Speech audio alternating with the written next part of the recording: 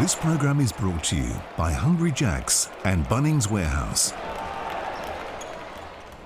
They're building. Do or die basketball. Tasmania, New Zealand. Game 3. Let's get it on. A week ago, the Breakers took care of business in Game 1, squashing the Ants to the tune of 20 points. But Tasmania bit back in Game 2, protecting the island and forcing this decider. Fate hangs in the balance. Only one will live to fight another day against Sydney. Who advances to the Championship Series?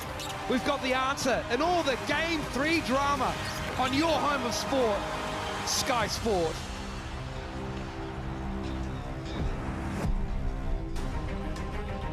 A beautiful afternoon in downtown Tamaki Makaurau. Breakers looking for a title berth against the Tasmania JackJumpers, who would also love to get back to the finals against the Sydney Kings for a second year in a row. Kia ora, welcome everybody to downtown Auckland and Spark Arena, packed to the gunnels for what will be playoff intensity, basketball at its best. Jack McVeigh and Tasmania knew that they were going to come back here last week. They could feel it. They applied to the league to see if they could wear their heritage uniforms. They were granted their wish, and they are back. Feeling it in Casey Frank. This is the Breakers team that were taking out a lot of what they like to do. And what do you see happening in Game 3? It's going to be an arm wrestle. You know, we saw a little bit of offensive explosions by both winning teams in the first two games, but I think today it's going to be defense early. We're going to see both teams try and strangle the life out of the opposition, really take away those transition opportunities so they can really force them into the half court and try and grind it out offensively and defensively. Brooke Roscoe sideline. Is it just me, or is it just you, or is it playoff intensity, electric, and nervousness in this building, Brooke? It's a good way to put it, Miles. Yeah, kia ora, guys. Welcome back to Spark Arena. It is busy in here. It's nice. There's an energy right here at the moment. You're right. That cannot be matched. I cannot wait for tip-off. And whatever way you want to write this story, the Sydney Kings have booked their ticket to the finals. Can the JackJumpers go back this year and have redemption? For the Breakers, they've been away for a couple of years with COVID. It is their chance for redemption on those 2 years. And welcome back this crowd for some NBL finals. Sitting next to Dylan Boucher, a man who would love to be back here over the next couple of weeks. It certainly would be. Thank you very much, Brooke. Looking forward to hearing you from throughout the game. And a Breakers crowd that probably didn't expect to come back here last week. They took care of business by the tune of 20 points. But Jarrell Brantley and the Breakers know that the JackJumpers team, even though they beat them 3 out of 4 times in the regular season, they're a tough, uncompromising team, a lot like this Breakers unit. Well, I think in a lot of ways the Breakers have molded their squad off what the JackJumpers did a season ago. They didn't start from an absolute foundation like the JackJumpers did, but they did just about start over. And they're very, in a lot of ways, mirror images of one another with the way they defend in the half court, the way they really use length and strength of position to get you off your line, force you out of what you want to do. But the question is, which team's going to be able to show up offensively, find that little bit of efficiency while taking care of the ball. And so we're just getting ready for the starting 5. A little bit late to the tip after the game between the Kings and the Taipans in Sydney. And there is your starting 5. Just a lot of length across the floor. Will McDowell-White, the shortest player on that starting 5 at 6'5" as well. And Tom Abercrombie will look to have a better game than he did in Game 2, in 0 for 5. And we'll find out what this team has in their reserves. Tasmania, on the other hand, they will be up for this challenge. They'll be absolutely loving the fact that they've come in and spoiled the party. They did it against Melbourne United last season, heading to the NBL23 finals. And they'll be keen to do it again, albeit without Josh Majette again. Sean McDonald, Matt Kenyon in the back court with Jack McVeigh and Milton Doyle up front. And Will Magnay, the big centre, patrolling the paints.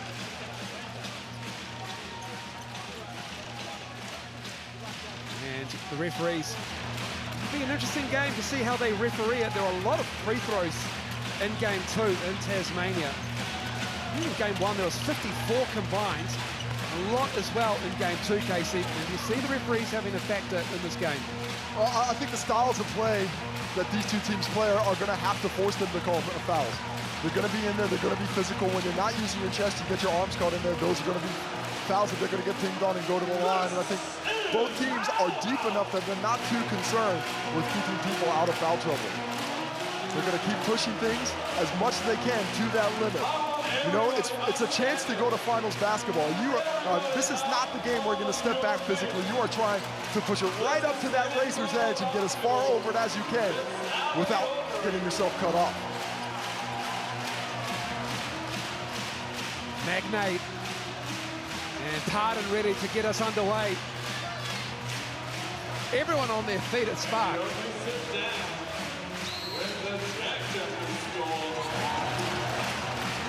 As Milton Doyle with the ball. Abercrombie on him. Big game from Milton Doyle in game 2. And already the Breakers defense swarming the paint. Had to really rotate out of that far double way beyond the three-point line. We're able to still get in a challenge and rebound after the miss. Abercrombie giving it to Brantley, facing up on McVeigh. Abercrombie for 3 over Doyle. Magnay with the box out on Pardon. That double was coming late. Brantley gets rid of it nicely, but a good recovery by Doyle to make it a difficult Abercrombie shot. McVeigh. 7 to shoot. The high dribble, the defense from Abercrombie, and the push, the contact from the veteran. He's called for the foul. Well, great recognition there by Jack McVeigh. He gets the switch off of Brantley. Thomas Abercrombie has the length to stay with him, but McVeigh would have liked himself in the bulk department. Gets down in the paint, drops that shoulder to create some space. Just gets Abercrombie enough off balance to force him in the foul on that spin move as well. Really well read. McVeigh makes the first. It's 16 and 3 in game 2. Jack McVeigh. Good on the second. Tasmania take the lead. 2-0. There's a lot of energy in the building. As Brantley comes over half court. Repair. McVeigh with the rebound. Breakers 2 possessions, 2 looks. Got a little bit forced, but how about the defense of Rupert? Rupert gets the steal. And he goes down hard. Hard foul for Will Magnay. And listen to this crowd. This is not like a Breakers crowd. They are into it. They are actually upset with the opposition. Look at the hands of Rupert. That is what he did so well in game 1. Really attacked the bringing up of the ball for Tasmania. Does so again early in this one. And those easy buckets, those easy creation opportunities, so important for a Breakers unit that really struggled in the half court in game 2.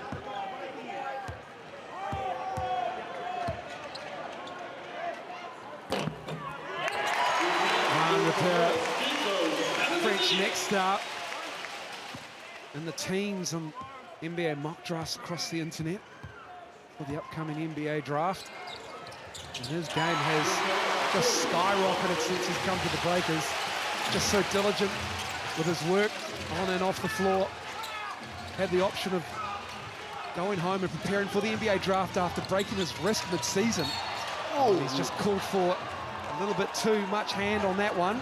Ryan Rupert decided to stick with it, and this is just invaluable experience for him in a championship run, trying to get to the the final series, excuse me. And you've seen how much Moni Moab has lent on him early in games. Later in games, he hasn't been as confident in his abilities. He is a young fella, but he's been responding well when he given the chance. Magnay felt the bump from Pardon. Michael Aylen calls that. It's an easy call to make. Basket counts. Magnay is going to go to the line to shoot a free throw. Well, in game 2, Will Magnay was so important in that short roll position. Off doubles on Doyle when he was getting that ball. He was making great decisions, but didn't have a huge impact on the score sheet. Well, I like that aggressiveness from him. Gets it first possession. Really quick rip through, straight to the cup, using the strength and length that he has an advantage of over Pardon there. Where Magnay left it short. McVeigh on Brantley. Little hands on Brantley at the moment. Kicks it out to Abercrombie. Return, Doyle on him. Pardon comes out high. McDowell White. A swarm McDowell White. Brantley just bobbled a little bit. Needs to shoot it with 2 on the shot clock. Left it short. This is good defense from the JackJumpers. Breakers only shot inside the 3-point line. The only reason they've been able to get there was on that fast break. Tasmania is completely blocking them outside of the key. So much on the line as Doyle goes up high. Repair breaks it up. And is that going to be... That is going to be on Repair. Well, it's number 2 on him. He can't quite understand it. Didn't see the contact. Maybe we'll take another look at it here in the replay. Not quite sure what he did there, but from the angle, it might have looked like that arm that on the other side we couldn't see. It's just one you're gonna have to live with and go on to the next play.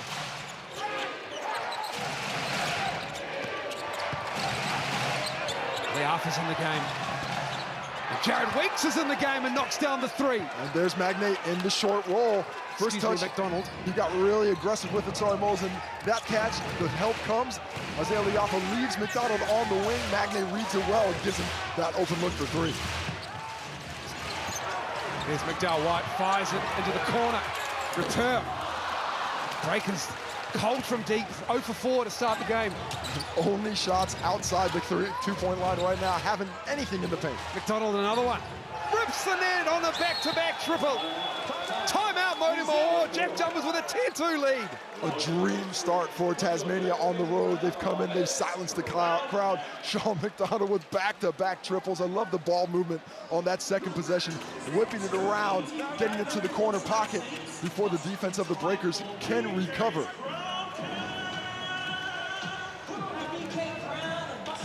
Real concerns for the Breakers offensively, though. Just unable to penetrate at all this Tasmanian defense.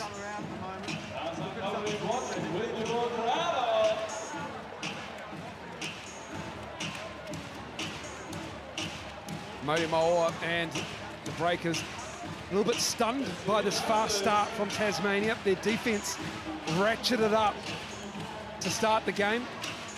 Still a long way to go in this game, but if they keep their defensive intensity like they maintained throughout game 2, in Casey, they really stepped it up in the middle of quarter number 3 through to the end of the game, then the Breakers will be in trouble here. Yeah, they won on that, I believe it was a 17-4, 17-2 run over that stretch, and that was what determined the game. Well, they started the run a little bit early in this one, 10-2 out the blocks, 3 for 4 from the field, 2 for 2 from the 3-point line, and 4 rebounds. The impressive thing for Tasmania is on those 3 buckets, 3 assists. They are really taking what the Breakers are giving them and using the pass to attack the defense and find that open man for buckets. 23 points did Milton Doyle, but it's been McDonald nailing those 3s. He has 6 early on this first quarter. 7-11 to go in the first, and we've got a turnover. Well, I like the insertion of Barry Brown Jr. into the lineup, try and get some pop. Thomas Abercrombie goes to the bench. We're going with this 3-guard lineup that we have not seen a lot of from the Breakers this season. They need to find a way to use this quickness that they have and get some runs on the rim, but that has been a shut door so far. Barry Brown's on Doyle. McVeigh. Brantley with the rebounds. That would have been a huge shot, would have really dampened the spirits of this crowd. What are the Breakers going to be able to respond offensively? Their post defense is really good, Tasmania. Barry Brown Jr. into the lane, kicks it out. 8 to shoot. Carden wants the post up. Just 5 left on the clock. Barry Brown go to work on Doyle. 2 to shoot, lost the handle. And it's going to be Tasmania basketball. Great defensive possession from the JackJumpers. Well, Barry Brown Jr. made the move, but you can see that's where that heavily bandaged left hand comes into play. He was by him, and then on that left hand, he tried to pick it up and just couldn't grab it, couldn't hold it. That heavily taped physio job, unfortunately, helping to force a turnover there for the Breakers. McVeigh in rhythm again. Gets it this time, a step closer, and hits the 3. Well, the Breakers got to find something on the wing. They need to do something to release the pressure off of Tasmania and also just give themselves some confidence. Who is going to be the guy for the Breakers? Will it be Terrell Brantley? And it is. He just powers his way to the hoop. Much needed basket for the Breakers. It's a simple game sometimes. You just got to bully your way to the court as Isaiah Liafa bullies it from McDonald. Liafa. And it's Brantley. Oh, wow. That's a missed call there. That was certainly off Sean McDonald's fingers. And they are blowing up the Breakers. Modi Moore screaming for a correction. Krislovich will come into the game. Is Liafa steal a game on average? Really trying to search for the foul, though. Gets himself out of position. And there you see McDonald obviously touching it last. It was so easy to see him. Muddy Moore calls the timeout, and he will now challenge that play. Challenge, and 4 minutes and 5 seconds gone in that first quarter. And that will be reversed by the looks of that replay that we saw from the baseline. Now, when it happens live, it's possible you don't call that off McDonald because of that box out, that contact. You're saying, maybe I won't call the foul. I'll call it out of bounds off the other team. But you cannot take that into consideration when we go to the replay. Take a look at it. Liafa trying to search the foul magnet. Does a great job of not fouling. Good hustle by Brantley and McDonald, but there you see it. McDonald obviously touching it last. Easy call to make. Upon review, the coaching challenge is successful. The call on the floor is overturned. It is now pink ball. New Zealand will retain their timeout. And interesting that Muddy Moore was willing to use the challenge so early in this game. Normally you like to hold those close to the vet, but an obvious win there. So he had to run it because this is an early start for the Breakers, or for Tasmania, and to try and catch up from 9 points down against the team playing defense the way the JackJumpers are is going to be a difficult task indeed. They came out and caught them on the hop in game 1 to the Breakers here at Spark Arena exactly 7 days ago. And it's Tasmania's turn now, feeling that vintage vibe. Brooke, what did you hear on that timeout? Yeah, it was stifling defense that's really causing trouble for the Sky Sport Breakers at the moment. And that right there is what Coach Muddy Moore was after. Get to the rim, play with it. He asked him a simple question. What do you call this to start an elimination game? That's a good question. That's a great question. A tough one to answer. But I didn't like the mindset offensively from the Breakers. They were settling for threes. The threes that the JackJumpers got, where they shot 3 out of 4, were out of their offense. They were cleaner looks, whereas the Breakers were doing it from the outside in instead of the inside out. And because of that, never got a clean look as Barry Brown Jr. hits the first. And Barry Brown Jr. wasn't really needed as much in game 1.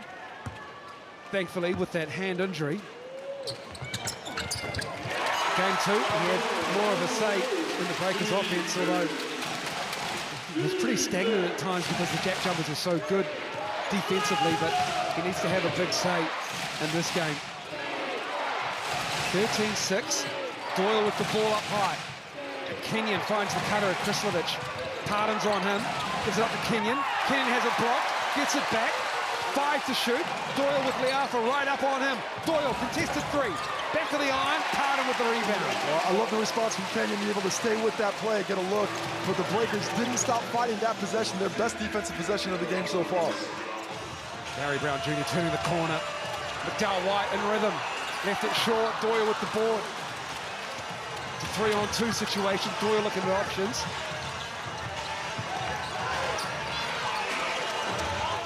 Ball reversal to Kenyon. Liafa steals it again.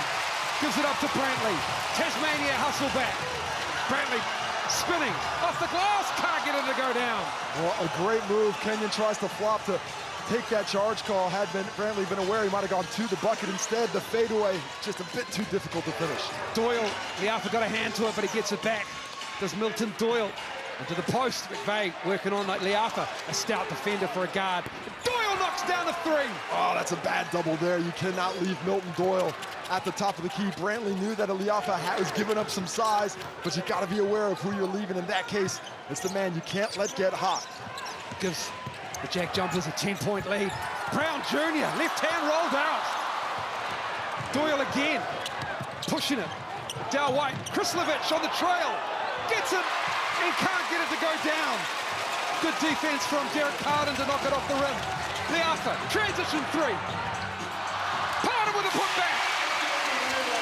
Pardon with the work on the offensive glass just sheds Sean McDonald after getting the ball on the other end and starting to break. Liafa misses, but it's that work on the glass that keeps the Breakers in it. Krislovich will face up with Pardon. Doyle, he sees the double, tried to force it. Pardon with another hand on it. 4th steal of the game for the Breakers already. And we've got a foul mid-court. And it's going to be a blocking foul, and Abercrombie and Lowe will come into the game for the Breakers. Pardon and Brantley and Brown. And we'll have a timeout, actually. None of those guys going to the bench. In fact, all of them are. And we'll reconvene with the Fives when they get out there. Efficiency, the name of the game. The Breakers, 8 points down and 2 for 11 from the field. JackJumpers are 5 for 10, more impressive, 4 for 6 from 3. Well, the Breakers have missed all 6 of their attempts. Maybe it was a timeout, maybe not, because we're back out there. So just a slight pause in the game. And Abercrombie and Lower out there. Pardon has taken his seat, so is Brantley. As you can see, Rob Lowe, if the JackJumpers continue to double, if he's able to find some space out of that short roll as a shooter and a passer. He's a roll man at the moment for Barry Brown, who felt the contact. Barry Brown starting to get to work in the paint. Well, he was the injection that the Breakers needed so badly to start off this game off the bench. But since he's come in, you've seen the aggressiveness on the rim really change for the Breakers, and it's all him, ball in hand, putting pressure on defenders. Gets to the line again, drawing multiple defenders, and as he continues those drives, that's when those inside-out opportunities will start coming as they start to sag in defensively.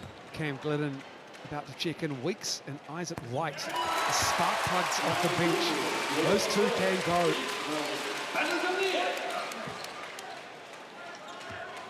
Rob Lowe just in and out of the rotation, which is trying to find a rhythm when you're a big man with a shooting stroke like Rob Lowe has. Can be a little bit difficult at times, but he's a veteran. He knows how to do it. It's going to be interesting to see how the Breakers go with their rotations. They've been sticking as Will McDowell-White now gets a quick blow and Cam Glidden gets in earlier than that one. That's one way to do it, but before that, we really had that three-guard lineup out there for a long time. Not as much paint protection for the Breakers as Rashard Kelly's is going to be forcing the issue. Barry Brown Jr. commits the foul on him. Here comes Brantley. He's going to come for Abercrombie now. He just checked into the game. Just needed that size, Modi more. Well, he switched around. You saw that three-guard alignment. Tasmania attacked it immediately. Got Kelly into the post. And Barry Brown Jr. fought gamely, but gets the foul anyway. Modi Moore says, we can't stick with that lineup. This is too strong of an interior duo. And Christopher Kelly, and I'm going to go away from that quickly. No free throws in this first quarter with 3:17 left in it. Rashard Kelly off the bench. Now's the second. Extending the pressure on the make. Tasmania really good at disrupting the flow.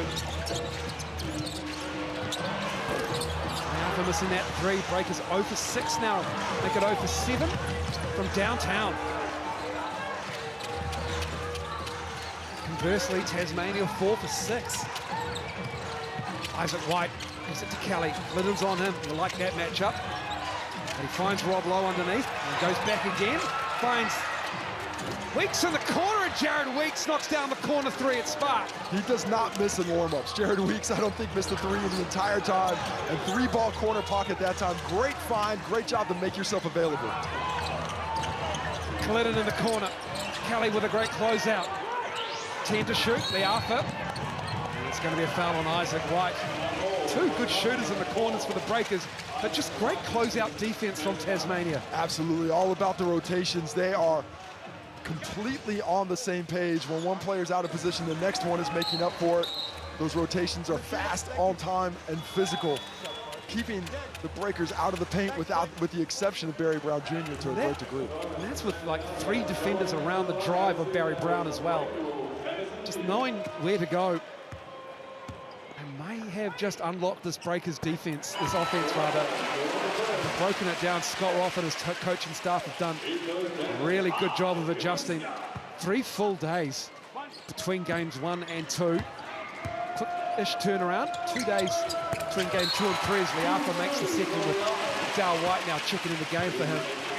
Well, just 33 free throws in game 2 after 54 in game 1. Already up to 13 free throws in this one, just 1 miss between the two teams. 21 in the quarter for Tasmania. Breakers, through the regular season, have been a poor first quarter team as Rashard Kelly gets free. Well, no team that has lost the first quarter has won a game.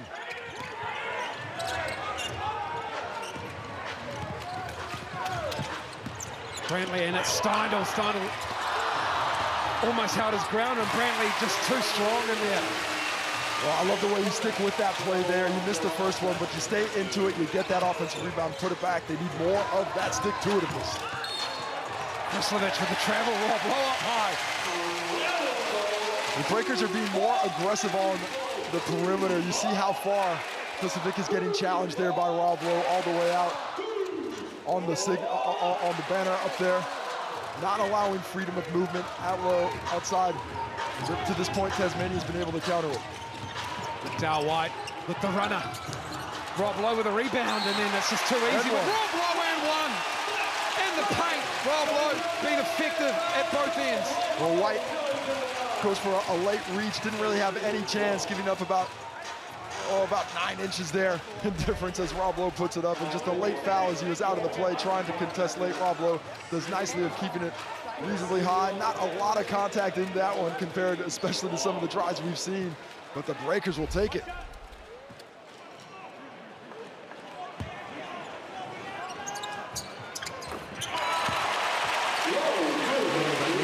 Lowe, 53% foul shooter this season. That's well below what he usually shoots anyway. 23-17 now. JackJumpers lead is 6.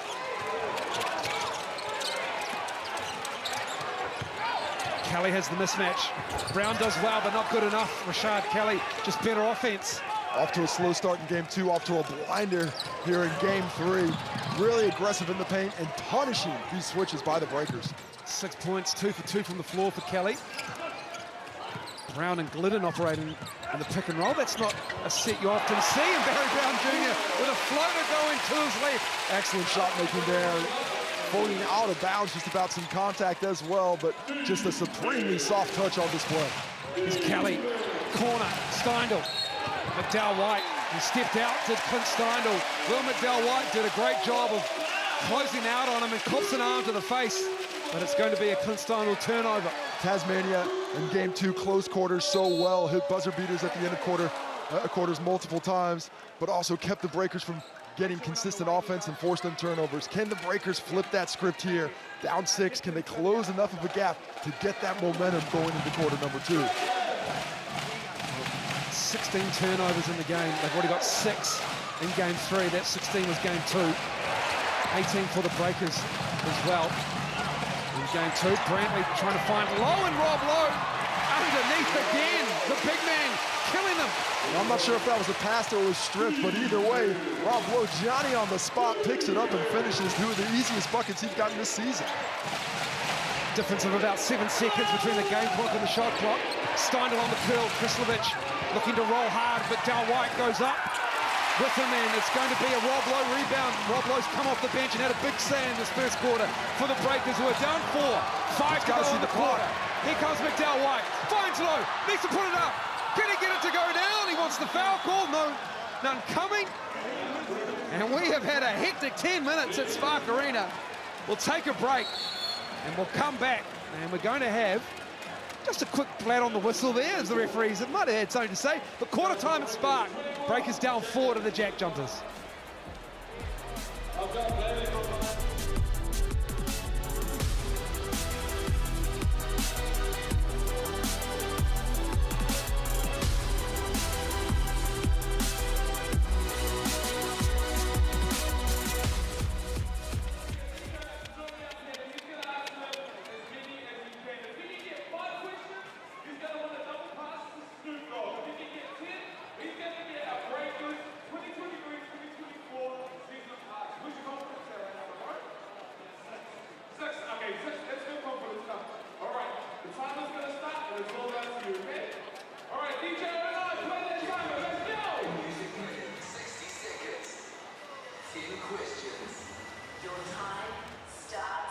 Now.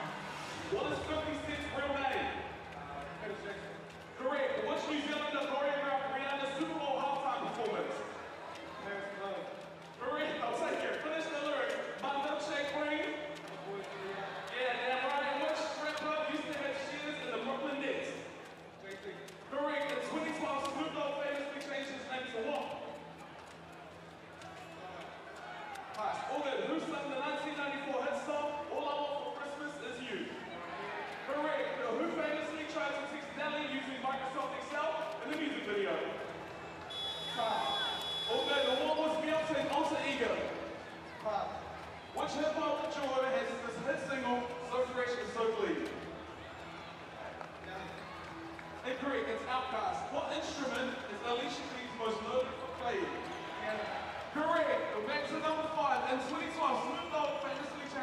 and Tua.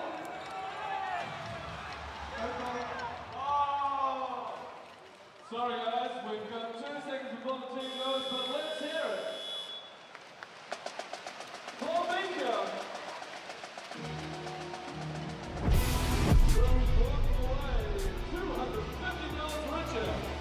A hectic first quarter of basketball between two teams desperate to get into the final series.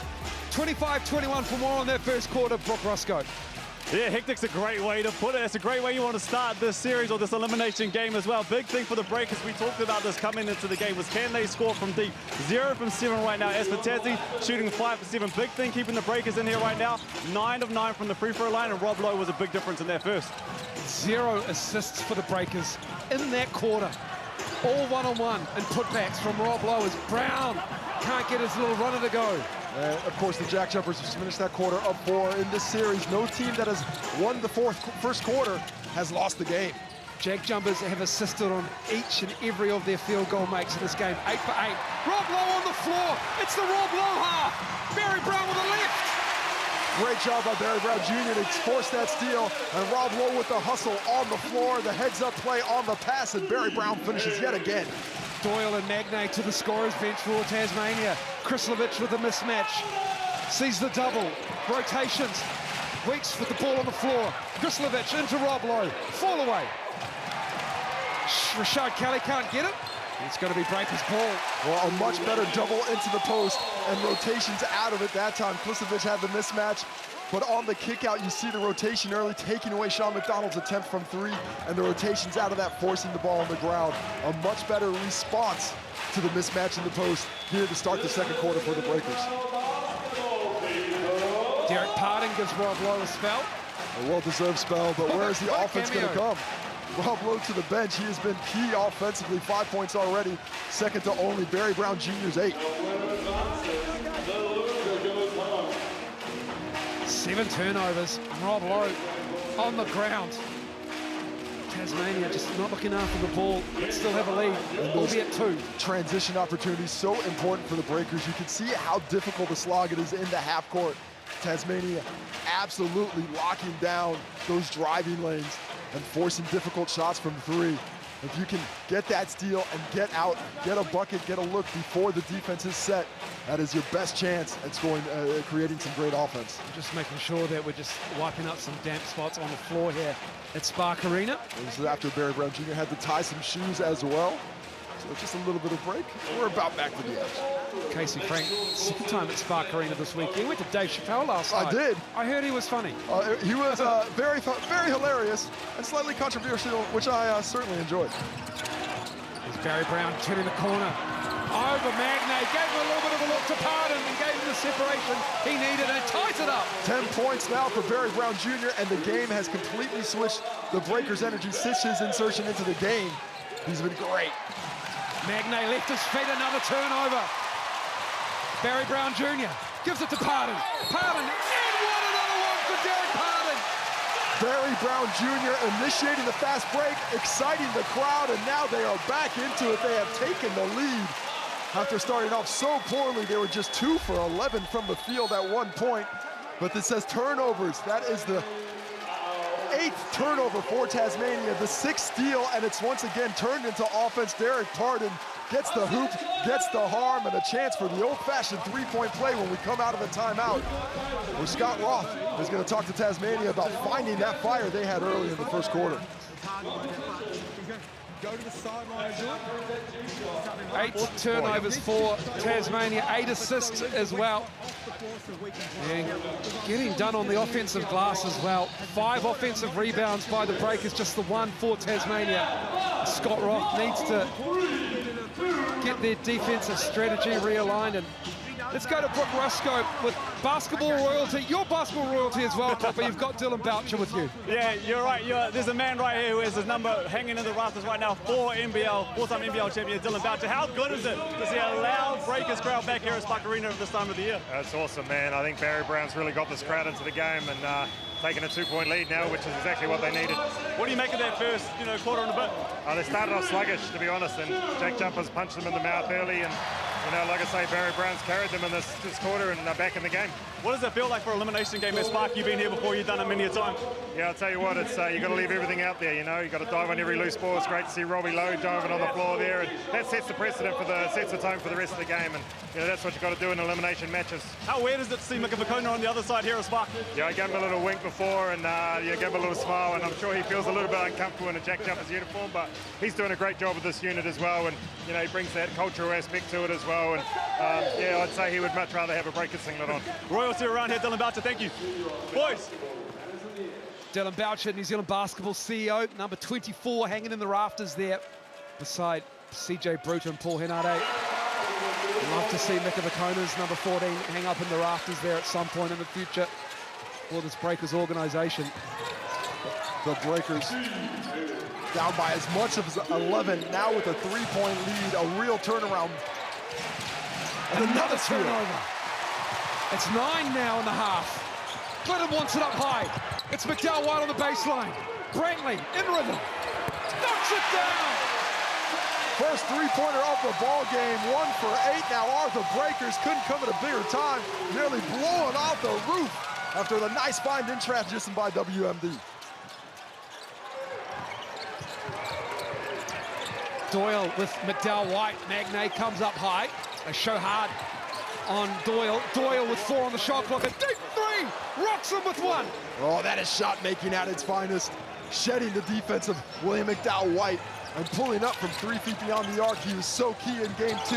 He is going to have to carry the load in this punch-counter-punch of a game. Thruston Perry cut the lead in half with that big bomb. Is Brantley going to work on Rashard Kelly? High off the glass, Magnay cleans it up. And don't mind the take, though. Nice and aggressive to the rim as William McDowell White gets caught out of position for the foul in transition. Nice crossover from McDonald, McVeigh and Kenyon into the game. It's going to be Rashard Kelly and Steindl to sit down. The Arthur's in for Cam Glidden. Going back to that 3-guard unit with Pardon and Brantley for the Breakers.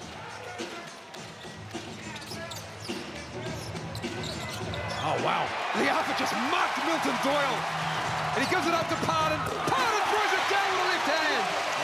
The heads-up play, getting the crowd even more involved with Isaiah Liafa, and the point of attack for the Breakers has been tremendous.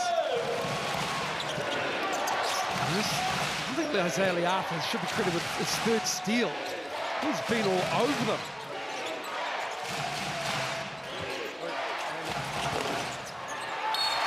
It's going to be a foul on White.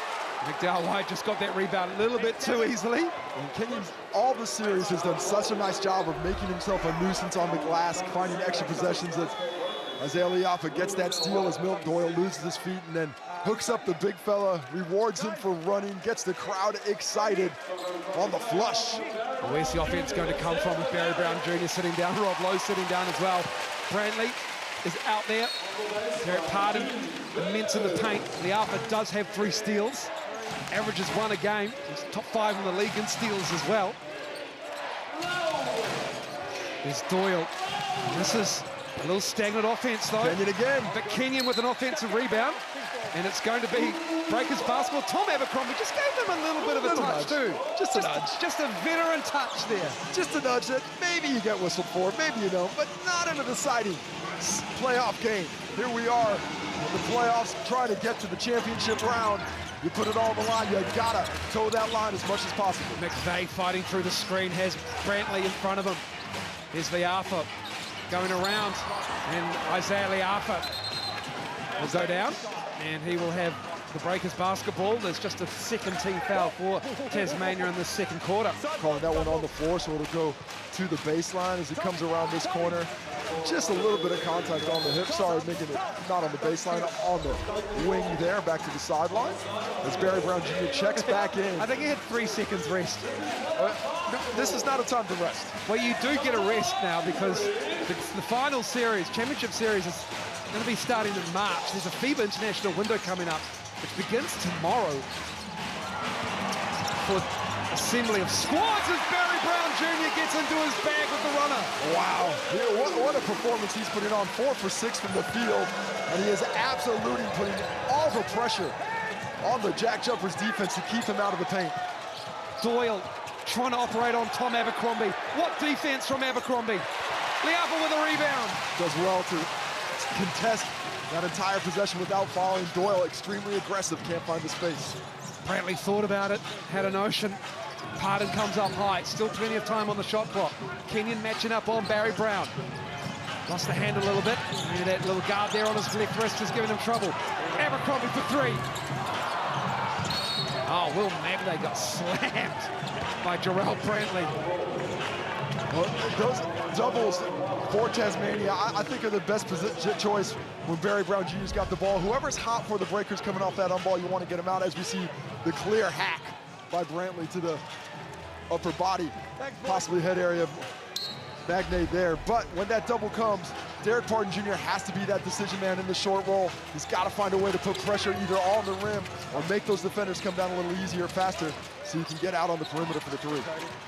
McVeigh on the drive and one. It's a 14-5 quarter for the Breakers. Jack McVeigh making it happen.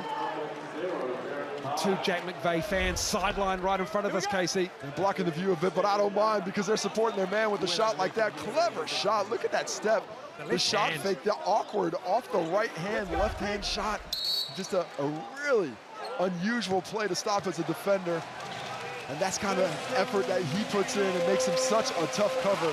He feeds so much off the home crowd when he's playing in Tasmania, but he's got to find a way to suck that energy out of the crowd tonight. And with shots like that, he can continue to do so. No one's going to pick up the basketball. No help. No help for you guys. You want to get it? You go get it yourself. I'm going to stay here and defend.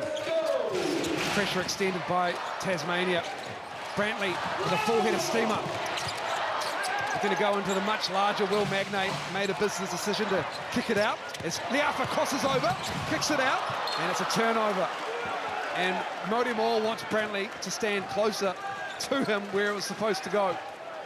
I mean, not a bad look there by Isaiah Liafa. I don't mind him going on the rim, but just the third turnover for the Breakers versus 10 for the Jack Jumpers. That's enabled the Breakers to have 29 shots to Tasmania's 20.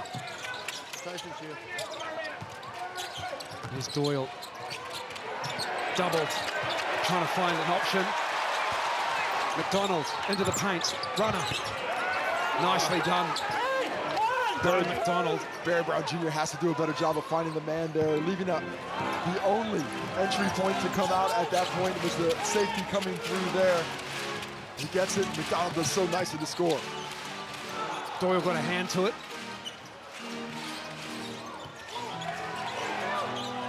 Barry Brown Jr.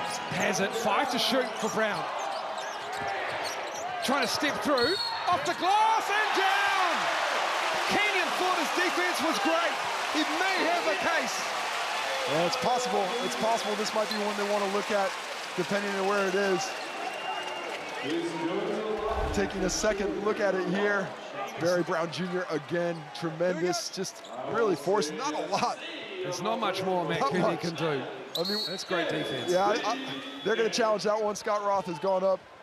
Tremendous defensively by Matt Kenyon. We'll take a look at it. I think you're going to have to see from another angle to see what the hands are doing, if those feet are moving. But, you know, defensively, you cannot ask for more from one of your players than was given there by Matt Kenyon. 37-33. It is a coach's challenge on this drive from Barry Brown Jr. Now there's a bit of a swipe down when Barry Brown comes through here. Does that left arm come down and hit the arm at all? Is it the body? Is it the lower body? Is it the legs? Did he have position? I mean, a tremendous move by Barry Brown Jr. on that step through. Kenyon is in great position though. I mean, this is one where if I'm the defender, I don't think it's a foul. If I'm the offensive player, I think it just might be. And whichever way I go, I think it's going to go the other direction. So I'm going to say you can overturn this one. I think the basket counts, no foul on the play.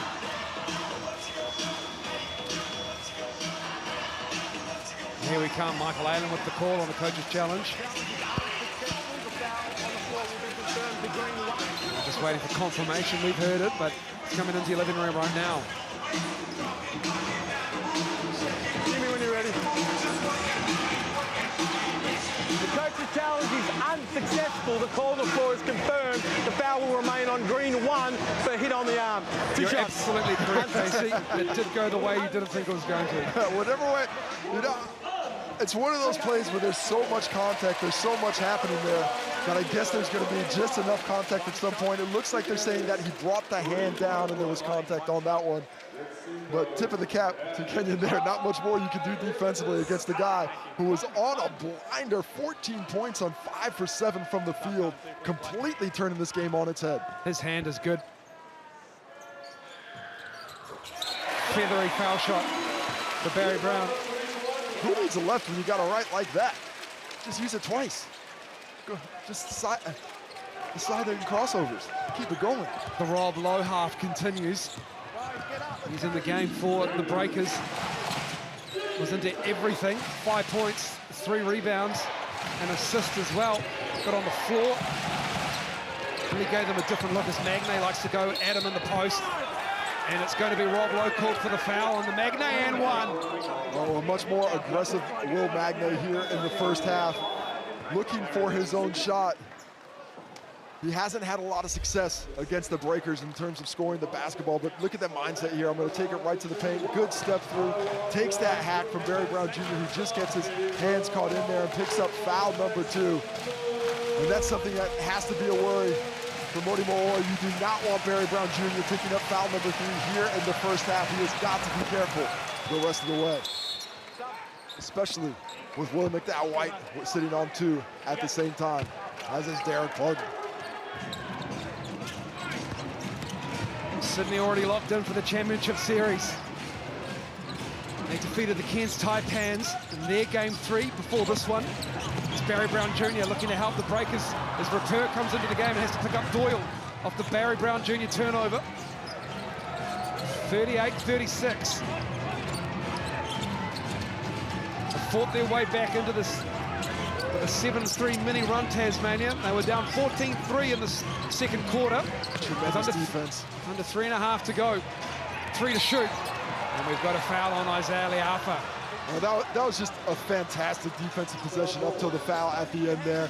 They were really rotating, they were switching and communicating so well, forcing Tasmania well off the three-point line where they want to initiate that offense, but at the end, Liafa ends up trying to shuffle. Milton Doyle, professional scorer, finds his way to the free throw line on the 5th personal foul, bonus for the rest of the quarter.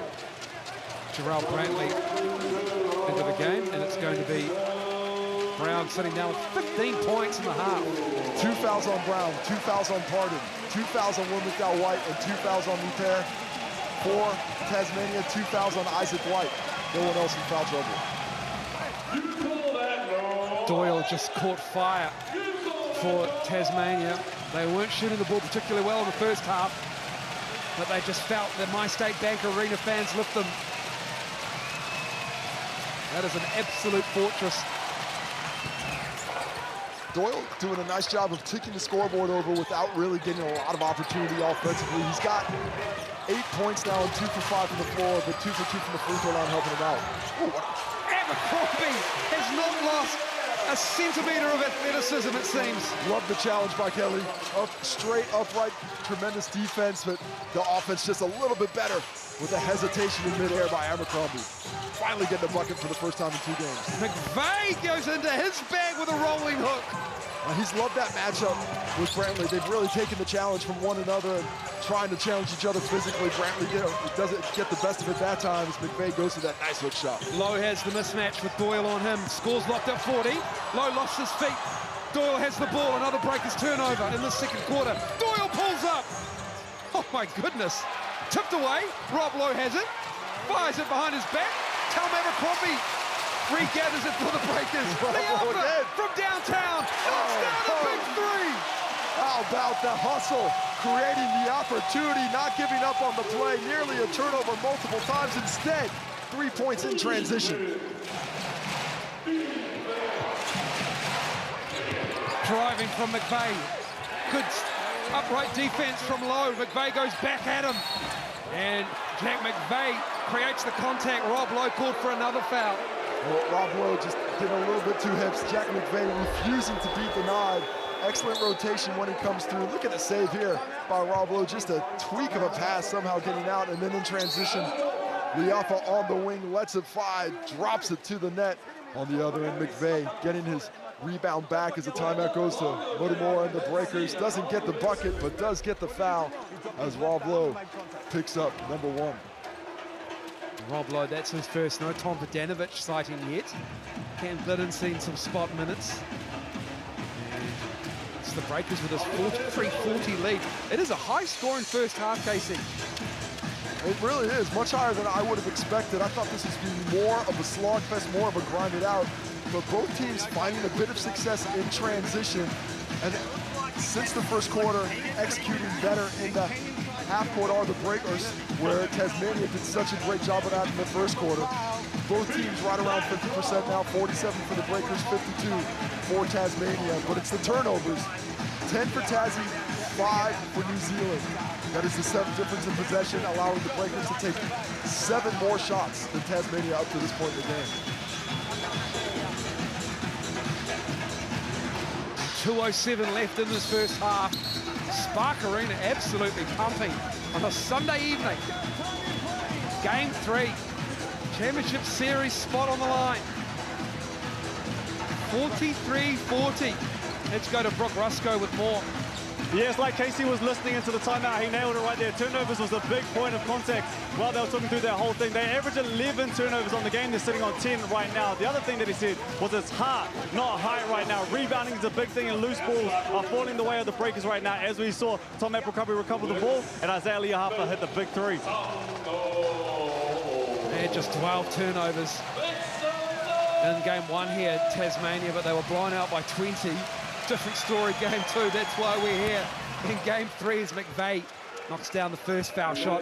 Jack McVeigh, just a talisman for this club. 11 points for him, 4 rebounds, 1 assist, and good on the second. 12 points now, 16 in game 2, and so influential late in that one, where he's carrying the load here in the second quarter, keeping the JackJumpers within touch distance. Brantley going up strong as well. They just don't have the thickness and the key to stop him. I like that adjustment on his move. Normally he goes in, goes to the quick shot. This time uses the up fake, gets defenders in the air, and with a little step through, gives himself a chance for the finish. Kelly facing up on Rob Lowe. McDonald and Kelly thinking about it. Fires it to McVeigh, gets Rob Lowe in the air. McDonald for 3. Jarrell Brantley scoops it up. And it's going to be Milton Doyle. Oh, that's a quick jump ball there. What an anticipatory play by Milton Doyle, getting on it so quickly, both hands, after a really nice defensive possession by the Breakers, where Brantley was on an island, all the perimeter players out there. He's in there by himself against multiple JackJumpers, gets the rebound, but look at Doyle, jumps on it, gets 2 hands on the ball. Looked like Brantley took it away pretty quickly. A quick whistle gives possession back to the JackJumpers with 1:27 to go. Position error to the JackJumpers, that's why they have it on the baseline. Doyle to inbound. McVeigh, a little strong on that runner. Expected some contact, and Liafa, I think, pulled out just at the right time not to get it. Doyle goes down. Liafa almost made them pay. Brantley might. Abercrombie has it. What a rebound. Brantley comes across.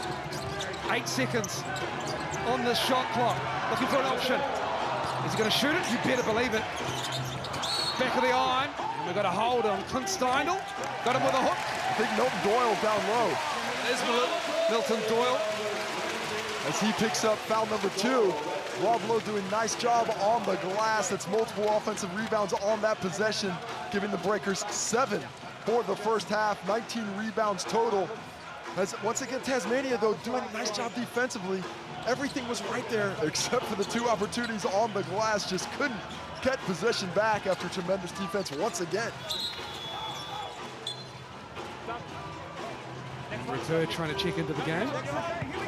Can't quite get into it at the moment. To the scorer's table a little late. Brantley decides to pull the trigger. And again, it's going to fall to the Breakers. 3 consecutive. This is the type of thing that really drains the energy out of a defense, having to defend for 50 straight seconds at the end of a quarter. Brown hit it with a hezzy. Rob Lowe's fouled underneath. Again, Rob Lowe having a big say in this first half.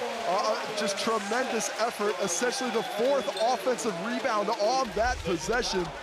Just refusing to be denied. Brown just enough from Doyle defensively without fouling, and Kelly, unfortunately, there gets caught up. Rob Lowe, all that work underneath, playing himself down low. Bigger and stronger than you think, Rob Lowe, as well. He is legitimate 6'11". He's a big boy. You know, he doesn't, might not look as good on the beach, doesn't have the six-pack, but he's got enough Don't we all? of the keg underneath there to keep his body on there and make himself felt in the low post. Makes the second 5-point lead. Sean McDonald gets it over half court. McVeigh. McDonald gets it back, gets the drive. Lowe's there to disrupt it. Rob Lowe again. Those rotations just, multiple times Tasmania had players beat, but the help came and the player who got beat would rotate out. Just excellent nonverbal communication and making up for it on the late rotation. It's about 2.5 seconds difference to end this half. Liafa on the drive off the glass and down. Here comes the JackJumpers to close it out. They miss it, and it's waved off as Clint Steindl goes down, and we have a game of basketball with a 7-point Breakers lead, 49-42.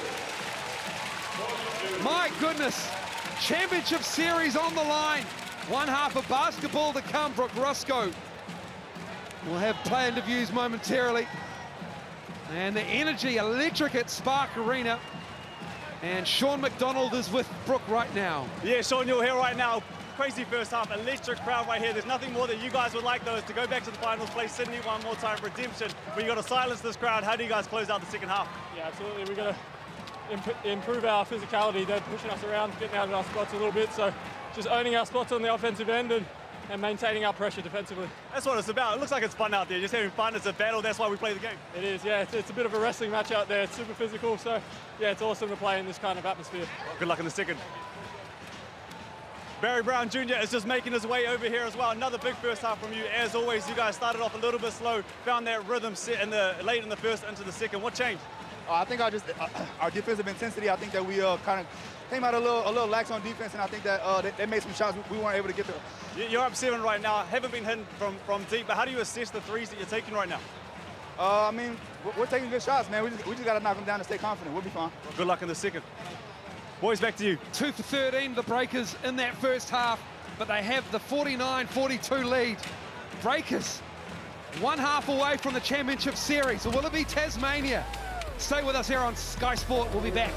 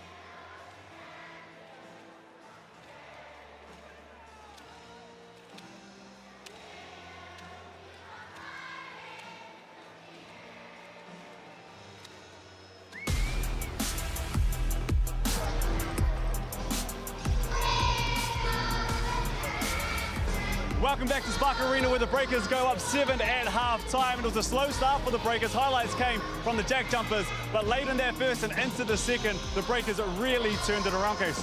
They found a way once Barry Brown Jr. injected his offense into the game that lifted the defense. The point of attack on the ball was tremendous by the Breakers, forcing multiple turnovers, double digits already for the JackJumpers. Really uncharacteristic, but they battled hard, and we still got ourselves a ball game. What do you put it down to? Because at the start of the game, we thought that the Breakers might have to deal with that ball pressure, but it's really gone the other way, and the pressure has come from the Breakers, and JackJumpers are turning it over. Well, that's always something the Breakers have had in their pocket, the ability to do, but they just lifted their intensity, lifted their physicality, and once some shots started getting able to drop down, they were able to set up their defense in the half court, which set up a better wall of defense and enabled them to get things going. We knew that someone was going to step up. Barry Brown Jr. was that guy in the first half. Currently sitting on 15 points, had a chance to lay up, but then could have had 17, but he was aggressive with a bad hand. Absolutely tremendous on the rim. The Breakers, before he got into the game, were settling for three-point shots, really not creating everything. But once he got in the game, he was all over the rim and really pushing the pace. Well, one person that we do expect to close out the game big as well on the other side is Milton Doyle, sitting on 8 at the moment, but he's seen all the pressure in the world. Yeah, they're really extending the defense on him out deep. They're pushing him out beyond the three-point line and forcing him into difficult decisions. And the rotations when the help comes over is good on the weak side, a lot of communication.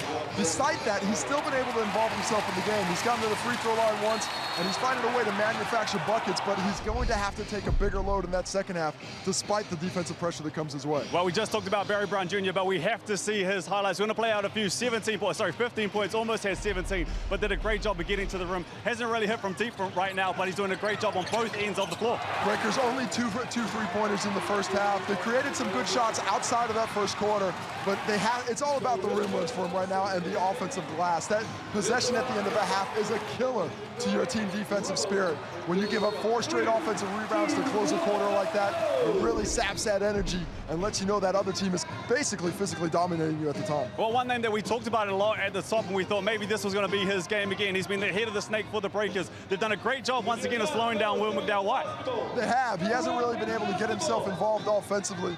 And on the defense, at times he's been targeted, especially in the switches that they're happy with.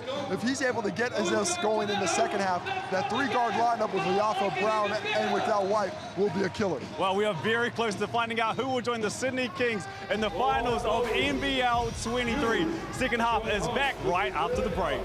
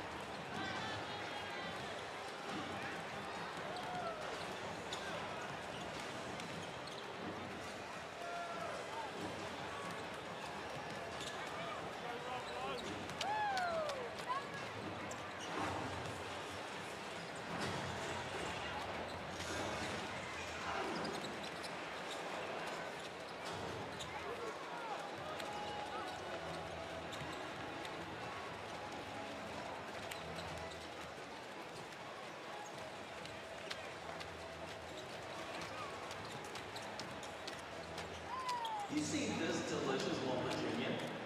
I got it for free. You want one second? And the Breakers is on the way. Use for a free walnut union. Today is your meal ticket. Yes.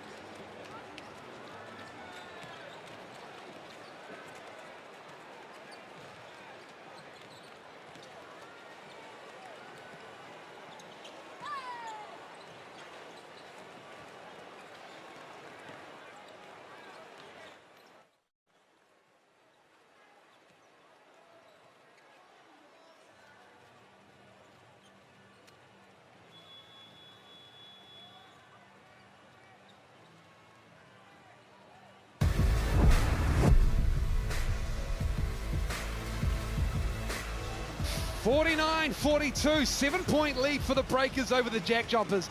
Game 3 elimination. Championship Series spot on the line. And for more of what the coaches had at halftime, Brooke Roscoe's with us. Yeah, started with Coach Modi first of all. He said he did not like the way the Breakers came out aggressively. They just weren't there. They were scared out of the jump. They said they need to show up and finish off the second half the way they wrapped up that second quarter. Stay aggressive, and no surprises. He wants better defense to close out this one. On the other side, it's still weird speaking to Mika Vakona, getting updates from the JackJumpers about how they're going to attack the Breakers. No surprises from that side as well. He had a 4-letter word that I cannot say, but on top of that, he said, box out. I think I know what he said. Yeah. Thank you, Brooke. Real box outs? Yeah, good box outs. Good box outs? Let's move on. Hard? Points in the paint, 28-14 advantage for the Breakers, and 21 points from turnovers in that first half. Of course, you're going to get your bench points up there if you're the Breakers with Barry Brown Jr., but 13 second chance points because they only have 5 assists, but it's those hustle stats that were the difference in that half. And those second chance points coming from offensive rebounds, and that's enabled the Breakers to shoot 38 shots to Tasmania's 29. And it's all about efficiency. Tasmania, in their 3 losses to the Breakers this season, have shot sub 40%, 38 or below. And the win, they have shot above 45% twice. And today they're at 45 right now. Rob Lowe was immense in that first half. It's 7 points off the bench, but it was just into everything. It's 6 rebounds and an assist as well. The scoring is always great, but it's those little things he was able to provide. The offensive glass pressure, his ability on the court as we see him pick up that loose ball from Jarrell Brantley. Diving on the floor, creating opportunities for his teammates with straight D, and just a heads-up play, somehow keeping the ball ball. You're not supposed to save it on your own, and he does. He's able to do it. He's challenging at the rim at the same time. Rob Lowe has been an X-factor today. He will have to continue that effort in the second half to keep this Tasmanian JackJumpers team at bay. Having a conversation with assistant coach James Reed there. Second half about to get underway. 30 seconds to go, Casey. This is a lot higher scoring than we expected it to be. A bit of a grind fest is what we thought it may happen. But these two teams got loose near the end of the first quarter. In the second quarter, the Breakers got away on a 14-3 run. JackJumpers fought back. Breakers finished strong, and that's what they do. They finish quarters strong. Retur is out there for the Breakers. Will McDowell-White, Brantley, Derek Pardon, and Tom Abercrombie. Back to the starting lineup, leaving Barry Brown Jr. on the bench. I wonder how long Brody Moore will keep him there, as important as he has been to the offensive fortunes of the Breakers today. McVeigh, Doyle, Kenyon, Magnate out there. And McDonald as well. Breakers faithful on their feet to start the third as they always do. As Brantley goes at McVeigh. McVeigh does a good job of going upright, but the Breakers almost had the offensive rebound. It's back to Tasmania. But good fight by Tasmania there. Brantley had it, they didn't give up, they continued possession. They need to continue that offense. Cross-court pass, McVeigh knocks down that 3, a big 3 needed, and a big 3 delivered by Jack McVeigh. Love the way the ball moves side to side, attack the weak side, but then kick it immediately to Jack McVeigh on the other, who has got it going. 15 points now. McDowell-White with the runner. Oh, Derek Pardon, big rebound. Good defense, and again, though, it's Derek Pardon wanting the foul, just tapping it back in. Back-to-back offensive rebounds for Pardon, just making himself felt underneath. 5 total for him. McDonald left it short from the corner 3. Return to McDowell-White's left. As Abercrombie, Brantley, and Pardon into the key. Puts it up, gets the roll, Will McDowell-White. That's the kind of shot you need to see fall for yourself when you're struggling a little bit offensively. You get the nice roll that'll give you confidence next time you're in that same position. McDonald with repair on him. Doyle. Abercrombie fighting through the McVeigh screen. There's Magnate kicking it out. McDonald another 3. Magnate with a rebound. Magnate, excellent possession. First the kick out on the short roll, then the offensive rebound. McVeigh trying to muscle his way through Brantley, and Brantley, too much muscle on that's called for the foul. Well, nice play there by Jack McVeigh. Brantley pops it away, but none of his Breakers teammates jump on the ball. McVeigh, Johnny on the spot, gets to it immediately, doesn't give up on the play, finds it and straight into the body of Brantley, who closed the space too quickly. heads-up play and a chance to get himself to 17 points with another couple of free throw attempts here. McVay at the line. 15 points, make it 16 now. 6 of 6 from the foul line as well as Jack McVay. The rebound starting to be a real difference in this one. 11 offensive rebounds for the Breakers to 4 for the JackJumpers. And they're beating them in that category. 25 total rebounds to 16, continuing to stretch that difference in possession. Rappert fires it to Doyle, who fires it into McDonald. Well, nice play. Really knew exactly what Rappert was doing. Jumped that lane early, and then that heads-up play to keep it in bounds as well. Oh, that's off McVay. Yes, it is. Jarrell Brantley. Jarrell Brantley saying, no, it definitely was off your Tasmania JackJumper player. 11 turnovers now for Tasmania, an unfortunate one there, but in the passing lanes, that aggression has made it difficult for Tasmania to execute all evening. Now Brantley wanted to go at McVay.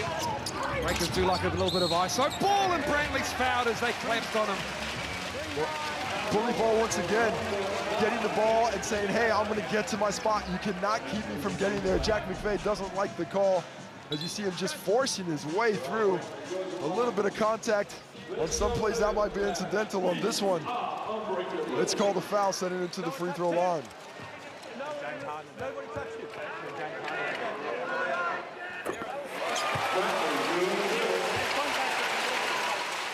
Jarrell Brantley from Charleston, South Carolina. Played for the College of Charleston, 26 years old. Makes the second. Played 37 games for the Utah Jazz. And he, Derek Hart, Barry Brown, all recruited by Modi Moore to win and deliver, but also extend their careers and get them to the next level. And just great defense as Rappert goes behind his back. I didn't like that shot for the JackJumpers, though. They're getting sped up now. They're starting to play the Breakers games. They have to continue to execute in the half court. Oh, wow. Will McDowell-White, just beautifully constructed play.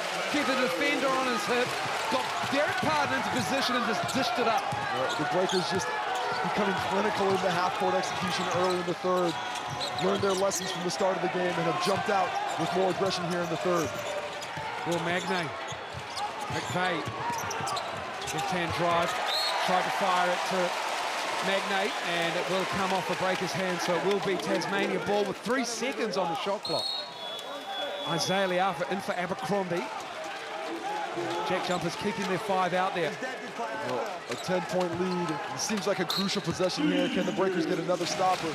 Can the JackJumpers create something out of nothing? 3 seconds. McDonald will get another.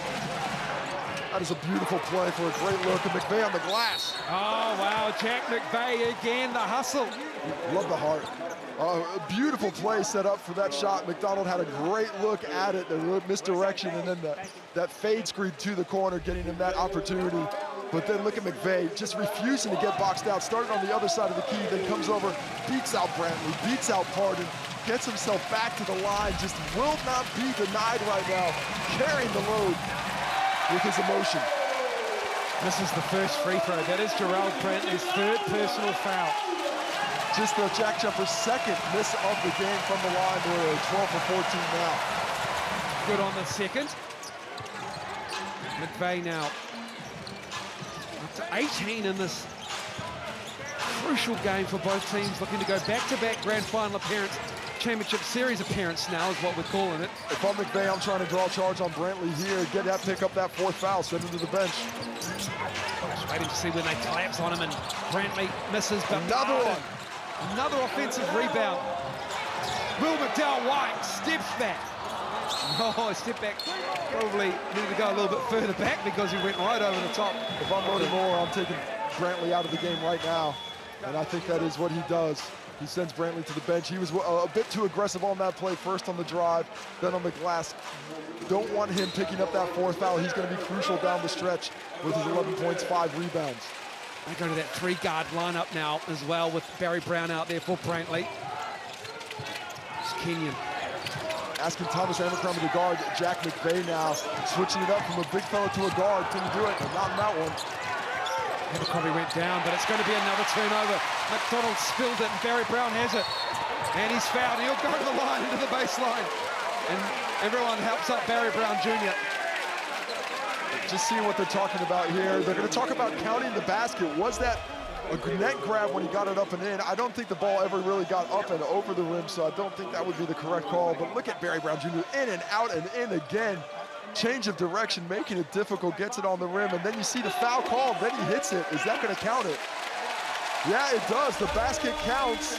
That's what a call there. The whistle, the play is dead. The ball hit the rim, or the backboard, sorry. Never looked like the ball was going to get over the rim, but it's a dead ball because he took it out, took away the chance for it to make, and it's going to be an N1 opportunity. Huge play there for Barry Brown Jr. So he's shooting one shot. They have been so good at converting these transition opportunities and taking advantage of those lack of setups in the half court when they can. And that has really been the difference for them as they get to 60 points, a 12-point lead now.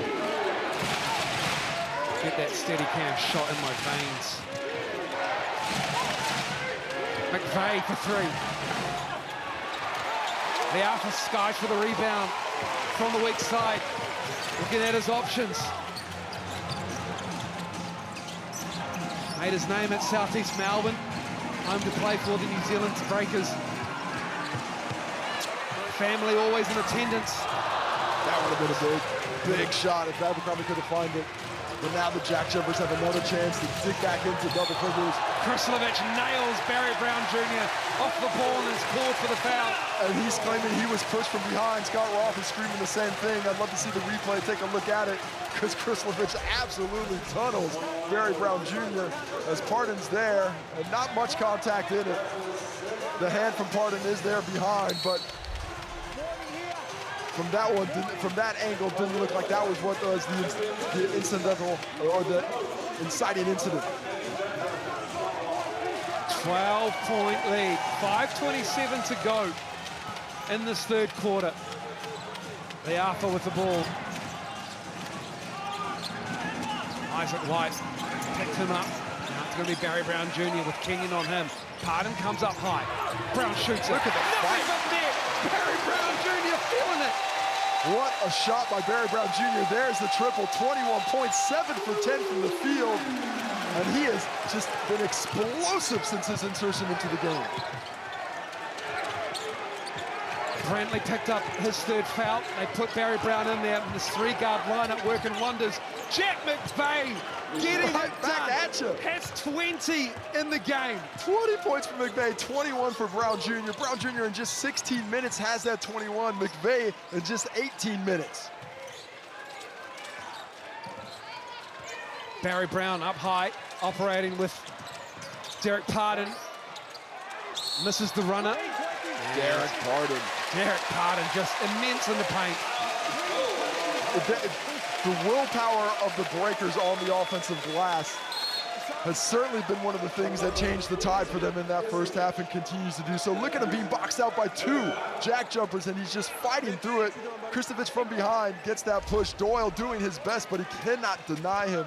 Pardon, 11 points, 5 for 6 from the field, 7 rebounds. He doesn't get credit for that activity there, but it keeps possession to the Breakers. Derek Pardon from Cleveland, Ohio, into University of Northwestern. Offensive foul called. And it is going to be called on, I believe, Derek Pardon. No, it's going to be called on Will McDowell-White. And he just pushes him off a little bit, gets that off arm up into the chest of Isaac White. We'll take another look at it. So he did it once earlier, and then there's the hook, and then there's the elbow into the face. Isaac White, he wanted the first one, he wanted the second. Well, he finally gets the third. Rashad Kelly in the game. We're going to need some production out of him and Doyle. They can't just do it himself. No one else in double figures, apart from Jack McVeigh, Casey. JackJumpers in similar position to where the Breakers were in the last game. They're down big. They need to make the run. They're going to have to expend a lot of energy to do it. That was Milton Doyle in the second half. As Kelly makes a three off the bench. He's been efficient today. 9 points on 3 for 4 from the field. Not a lot of ball in hand, but hits another timely shot that continues to give the JackJumper faithful hope.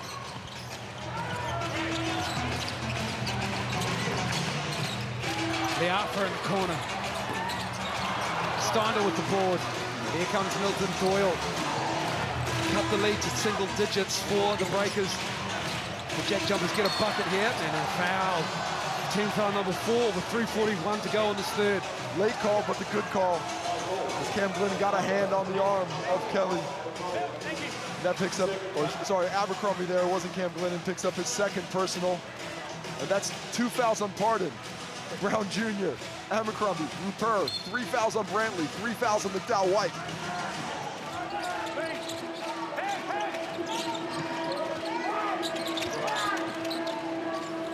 Showing the double on Doyle as Kelly weaves his way through. And Tom Abercrombie getting the piece of it. Brown into the key. Oh, he almost squeezed it in. Pardon hustles with Kelly. Oh, great fight. R. Kelly getting it done in the paint from the ground, still keeping possession for the JackJumpers. Doyle left-hand drive, and Barry Brown Jr. will be called for the foul. And that is his third foul as Doyle stays down a little bit. Foul trouble is really starting to creep its head into this one for the Breakers in particular. And that's team foul number 5. Doyle will be going straight to the free throw line, stopping the clock, getting themselves a chance to set up the defense on the other end. For the JackJumpers, 3 fouls on Kristovic, 3 fouls on Doyle, 2 on White, 2 on Kelly, 2 on McVeigh. We talked earlier that there was a lot of free throws in this competition so far, but 32 fouls called in what has been a physical affair. Brantley's going to check back in with his 3rd personal fouls for Thomas Abercrombie now. No Josh Majette for the JackJumpers. Multiple bones broken in his face. He's on the bench line. They're all standing on the Tasmania bench. And I think they've sat down in this quarter since halftime. Will McNay, well deserved to have a seat. Big man been absolutely fighting in the key. The Breakers bigs. Doyle hearing it. Doyle delivers from the line. Breakers lead is 8. 63-55, coming up 3 to go in the third quarter. Steindl with Liafa. Rob Lowe into the game. Doyle on him. Brantley coming up high. Cuts across. McVeigh picks him up. Doyle shows on the double. Gives it to Lowe. Steindl picks him up. Fires it to Barry Brown. Gives it to Glennon. Glennon from deep. Lowe with the rebound. Oh, Rob Lowe gets another rebound. Of course he does. Love the double from the JackJumpers, really making the offense difficult. But the effort of Barry Brown keeping that alive, and then Rob Lowe crashing the glass once again. 14th offensive rebound for the Breakers. Kelly free in the key. Steindl with the up fake. The defense shuts him down. Doyle from deep. Liafa with the rebound. Here comes Brantley over halfway. White trying to show on the double. Hedging his bets with Liafa up high. Brantley, though, bangs into McVeigh. McVeigh does well to keep his ground. And it's Isaac White with the rebound. He crosses over halfway. McVeigh playing excellent defense, putting his body on the line. Isaac White attacking here. Oh, Isaac White making something out of nothing on Isaiah Liafa. That's a big moral victory when you cut that lead under 10. If they can close out this quarter once again with a little bit of a flurry, that will certainly lift them and dampen this crowd. Doyle in. Rob Lowe just couldn't catch it. Good look, but just out of reach for his hand. 4th foul on Brantley. There it is. 4th foul on Brantley. As Rashad Kelly had a hard show on the previous possession of the Breakers and then comes down the other end, challenges Brantley, who fouls him. This will be interesting to see what happens here as Derek Pardon will come into the game. What a huge swing that turnover was. Rob Lowe wide open underneath, could not corral it despite a nice find by Brown Jr. Instead, instant offense the other way in transition. Kelly on the rim, and this is a huge loss for the Breakers for at least a few minutes as Brantley goes to the bench with his 4th personal foul, taking his 11 points and 5 rebounds with him. He has 11 along with Pardon. Brown Jr. with 21, he has 3. McDowell White has 3. Out there is Glidden and Abercrombie. McDowell White and Liafa and Pardon. Rashad Kelly gets the second. And then there's some blood on the player. And so Somebody's got blood. It's going to be... And then it's Rashard Kelly with blood on his knee. Rashard Kelly oblivious to it, so he'll have to get that cleaned up. Fabian Krislovic will come into the game. And that's a loss for the JackJumpers right now. Not only that, but Krislovic has 3 personal fouls as well. He's going to have to be careful, doesn't want to pick up his 4th. But Kelly has been so big in this run to close this quarter. 4 straight for the JackJumpers and trying to make it 6. Oh, big turnover right there. That's unfortunate for the Breakers and Liafa because they are up 6. And with 1:33 to go in the 3rd. Just 5 turnovers over the half. Well, they've had 5 turnovers now here in the quarter, and that's a careless one. You don't need to be rushing out of position there. Instead, it goes the other way.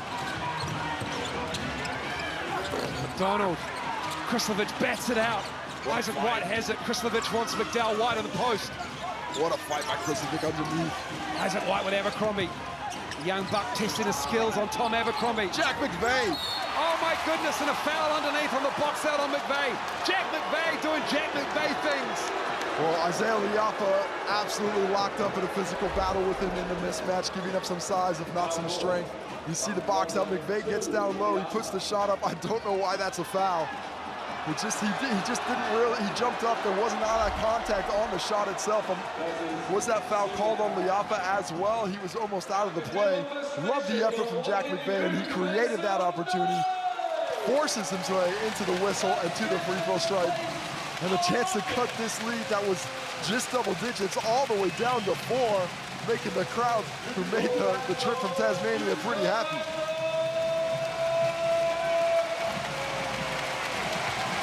McVeigh at the line. Nothing but net for Jack McVeigh, who has 22 now. He is, 21, excuse me, 9 of 10. Well, you saw the future. There's the 22, 5 for 10 in the field, 7 rebounds and assists as well. Coming up on a minute to go, and we've got a foul, and that'll be the 15th foul to Isaac White, I believe. Who's called for the foul. Maybe it's Clint Steindl. It is, it's Steindl. Both teams getting really aggressive on the ball, getting caught up in the moment. I think both teams could use this quarter break just to take a breath, reassess, recalibrate before you get back out for a big 4th. Abercrombie at the line is good. Tom Abercrombie, 1 for 1 from the line tonight. His first trip, 3 points, 0 for 3 from deep. Just immense defense though from Tom Abercrombie. That is what you're going to get from him. Last couple of seasons have been pretty tough for Tom Abercrombie and the players for the Breakers that were in Australia. Spent a large chunk of their seasons in Tasmania as well.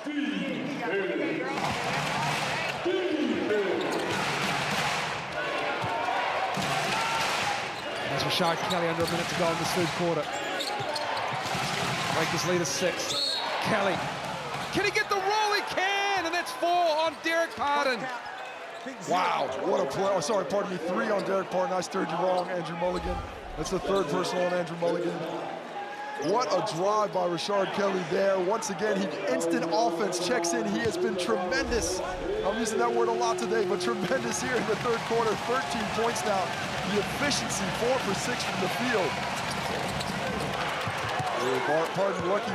That's not 2 points for Tasmania as he touched that rim. We've seen that this season. They're going to look at it at quarter time. I saw Michael Allen measuring to the bench of the JackJumpers. We'll keep you abreast of that situation. That could be huge as the Breakers lead is now 3. Good defense up high. Will McDowell White fires it to Glidden long too. Can't get the roll. Swatted away by McVeigh again. Working so hard, just out-fighting Derek Pardon there who had inside position.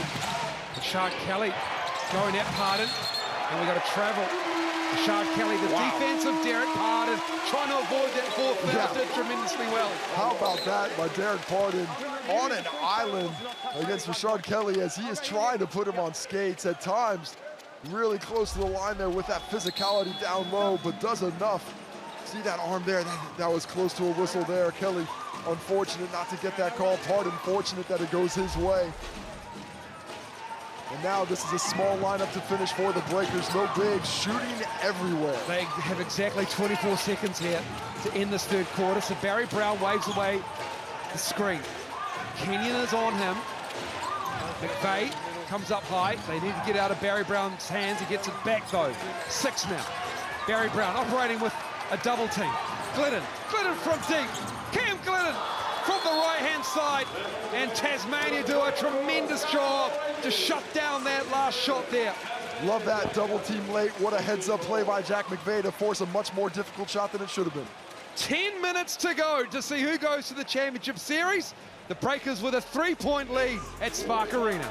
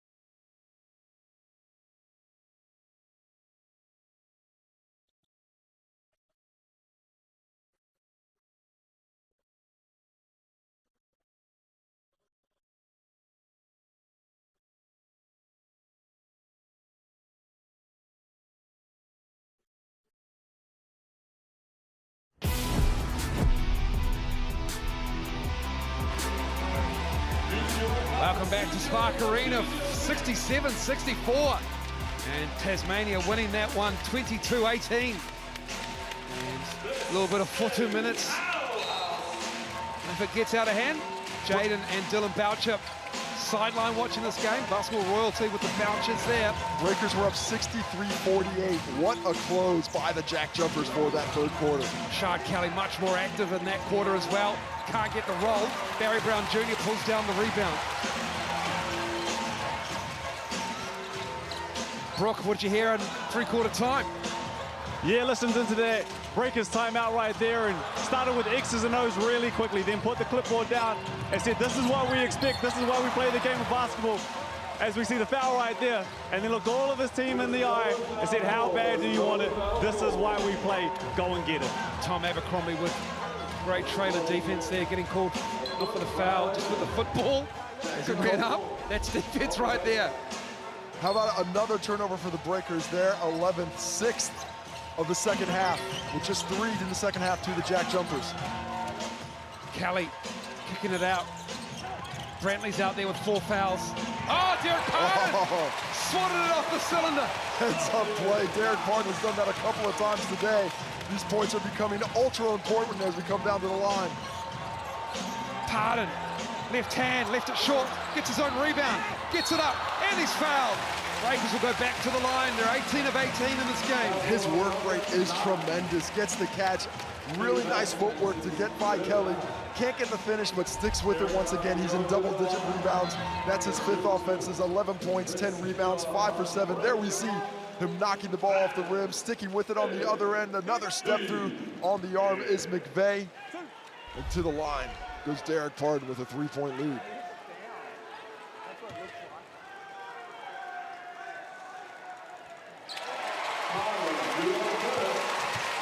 19 of 19 other Breakers. We did it. I was looking at it the whole game, refusing to talk about it, but you have no fear. I love it, Mills. Pull it out. Nothing but net on the second. Casey makes it 20 of 20. Unbelievable shooting from the line by both teams. It shows you how they are at the attention to detail. 40 for 42 from the line between the two teams this evening. Every possession crucial now in this game. Breakers with his 5-point lead feels tenuous. JackJumpers getting back into this one after having a tough second quarter. Kelly can't get the roll. Barry Brown Jr. with another rebound. Halfway down, the correct read. He had all that space, but one of the few shots that hasn't dropped for him this evening. Will McDowell-White, they've done a good job on him. Brantley in the corner. Three ball is good. Jerome Brantley gives him kisses to the crowd at Spark. You can see that Jack McVay was concerned about the drive. He closed out short. Brantley took the space and nails the triple, his second of the game, 2 for 5. Huge bomb from Brantley. Out there with 4 fouls. Here comes Rashard Kelly. Oh, Doyle tackles him. That has to be a foul on Milton Doyle. Milton Doyle and Barry Brown Jr. getting tied Fouls on up. Barry Brown Jr. Wow, I don't know, from my angle, it looked like he got tackled from behind. Milton Doyle gets the foul call. That's his 4th personal on Barry Brown. Oh, I see it's the last foul.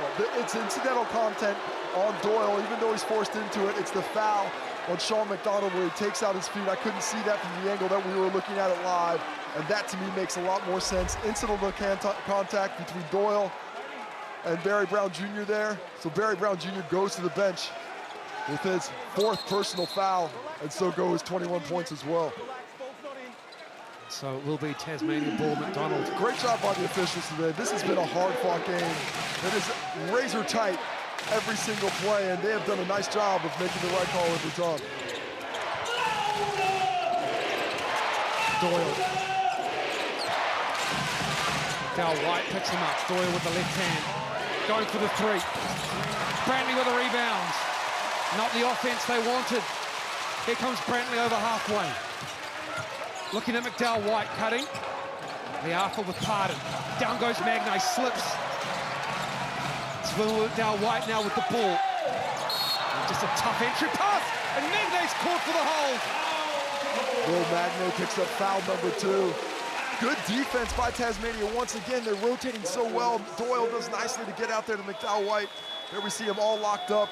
That'll cost you a Super Bowl. That will give you 15 yards on that one. That is certainly a hold. And this is a huge timeout here. 72-64 at Spark. Game 3, it's party time. Let's see ya. Whether Pardon grabs the front is what Magnay said. 72-64.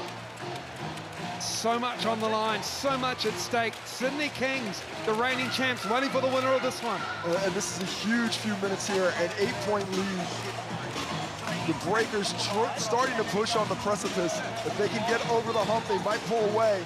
The JackJumpers, however, do they have one more run in them? They close the gap so kindly at the end of the 3rd quarter. Can they find that fire, that effort, one more time here in the 4th quarter to do the impossible yet again?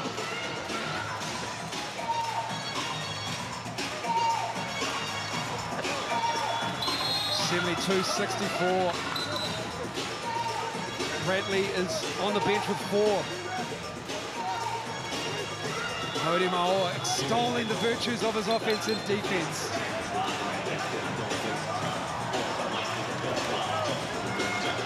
With 7:42 to go, this game feels like it's got so much more to deliver. Tom Abercrombie, 4 titles to his name, all with the Breakers.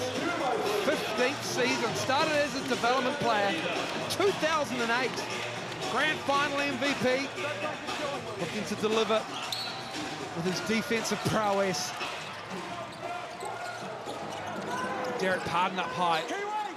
Great denial by Tasmania, all series long. And McDowell-White goes to the cup. He's just at another level on that one. Wow, with Magnay, we couldn't commit to the drive because he had to be worried about the roll of Pardon. McDowell-White pounces on it with a nice finger roll off the kiss. They push the lead to 10. Speaking of pushing, McDowell White gets that poked away, but oh my goodness, it's going to be a basket to McDonald. Oh, big shot there for Sean McDonald. His first bucket since 8 points in the fourth quarter, or first quarter, pardon me. Couldn't come at a bigger time for the Tasmanian JackJumpers. Lee Arthur leaves it for Pardon, just gathers it. Jack McVeigh at the scorer's table. Lee Arthur 3.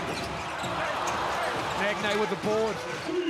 Tasmania does enough defensively. And now back on the other end where they're finding a little rhythm.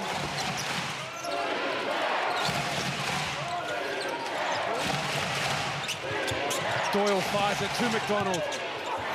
Ah, Sean McDonald with another clutch basket.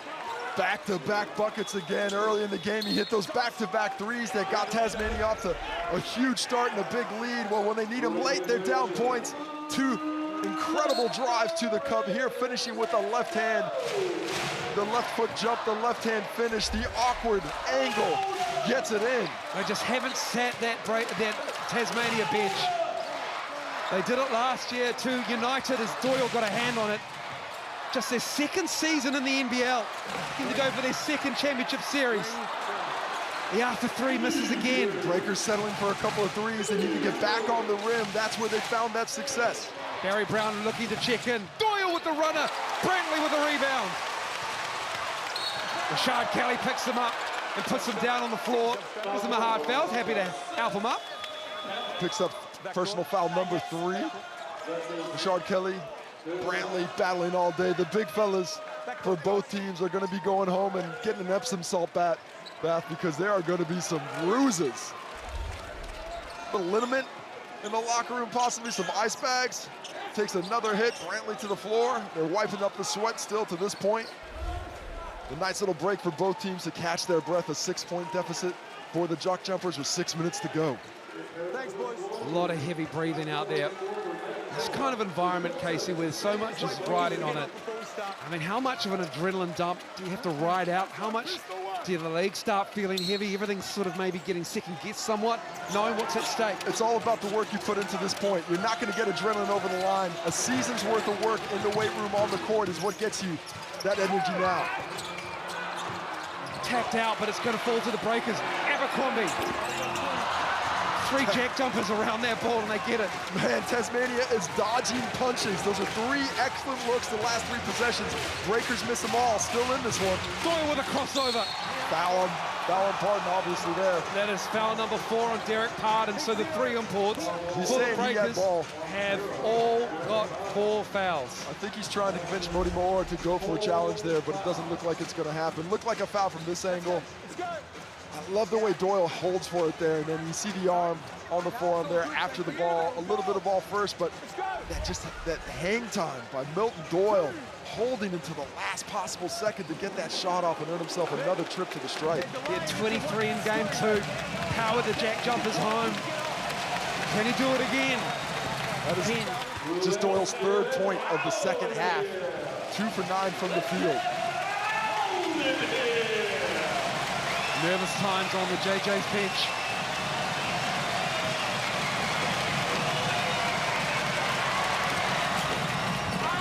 Gets all of it. Breakers leaving Brantley and Pardon out there with 4 fouls apiece. Not to mention Brown Jr. This is it. The season's on the line. They're going for it with 5.5 to go. Lead is just 4. Double team. The Arthur, can he nail this 3? Yes, he does! All net for Isaiah Arthur. The 4th time's the charm, that one. And what a spin by McDonald to get some space. Oh, Sean McDonald making things happen in the 4th. Isaiah Liafa gambles at midcourt in a really nice spin move. The footwork, the dribbling ability by McDonald to get himself right to the key again. Absolutely exploding here in the 4th quarter. Under 5 to go in the game. We got a foul on Milton Doyle on the screen, up high on Abercrombie. That's going to be a 4th personal foul on Doyle. No, it's called on Jack McVeigh instead. Sorry, that's his 4th personal, though. So foul trouble starting to creep up on Tasmania. McVeigh with 4, Kelly, Kristovic, and Doyle all with 3. Doyle rode out the game with 4 fouls as well in game 2, so Jack McVeigh's going to have to do that. It's the the fourth team foul for Tasmania, though. With 4:55 to go, the Breakers have 2. Brown with the English! Oh, beautiful move, getting to the cup. Thought he might go to the right, but back to the heavily bandaged left, still gets the piss. Sean McDonald. Oh, that's a foul, Brantley. And that's he's done. Reaching in there, and Jarrell Brantley is done for the night. Breakers are going to have to do it without him for 4:43 to go. And you didn't have to do it. Pardon was in good defensive position. Will Magnay didn't have a lot to do as we take another look at a beautiful drive and finish by Barry Brown Jr. Love the slow-mo, what a finish there. But on the other end, here we see it, he just reaches in, gets the arm, and sends his 14 points to the bench. Will it be for the final time this season, or will his teammates give him one more day to shine? Magnay takes a seat. Matt Kenyon's in the game. I like this. The Breakers are going a little bit small. I like the chest move by Scott Roth there. Gonna go with his speed, and Kenyon has been tremendous, although undersized on the glass in those hustle categories. Just a third team foul for the Breakers. Kelly has it on the corner. Banging down on McDowell White. The alpha comes from the weak side to help on the double, but it's going to be Kenyon with a runner. Into the keyway. Parton with a big rebound. Tough defense. No shots given easy in there. And then it's going to be Doyle's 4th foul. Well, Doyle doesn't want that foul, but he committed way too much to the point of attack. He didn't have an angle for Barry Brown Jr., who's coming through with speed and pace. He's saying, I'm just sitting there and he ran into me, but you see that the feet are moving. He's not in great position because he lunges for it here. That gets him out. That contact there, that's an easy whistle. Nothing to argue about, and Barry Brown Jr. to the line for the bonus free throws.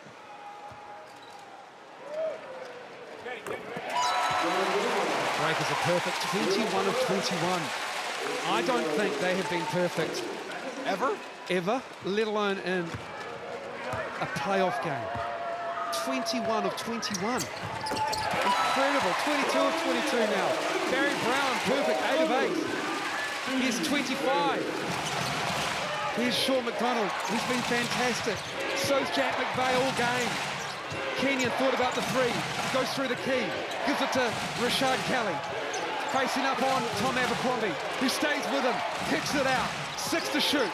Kicking it out to Kelly, 3-ball contested. Rebounds available and it falls to McDowell White. Really good patient offense by the JackJumpers, but the Breakers controlling the glass once again. They've got that category 41 to 29.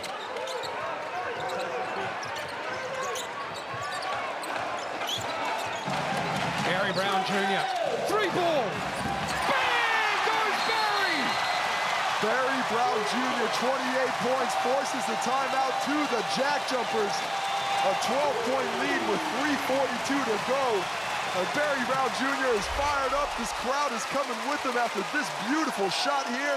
He hasn't been shooting the ball great from deep today, but he does it there. I'm wrong, he's 2 for 2 from deep. 60% from the field, 28 points, 3 rebounds, 3 assists, and emotion unparalleled. It's the basic pass, and it's transition defense. You're running back fast. Go back, pick him up. Pass early on the switches with the back. Loud, loud. I'm going to keep it on Doyle, so just keep it, give enough, McVeigh. And don't gamble. Press is fine, but we don't need to pass the DP. Press back 5. You don't need DP. Real inbound. Isaiah, Barry, Brown, DP, and then regular spot, middle, to go, attack the kill. Keep Barry with the ball. You bring McVeigh to the screen every time. 84-72.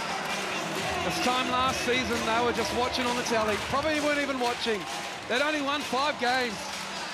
They were at the bottom of the cellar, and they were probably in the doldrums of emotions as well. They had done it tough. You couldn't dream of an environment like this at Spark. This is just like the old days. It's old is new again.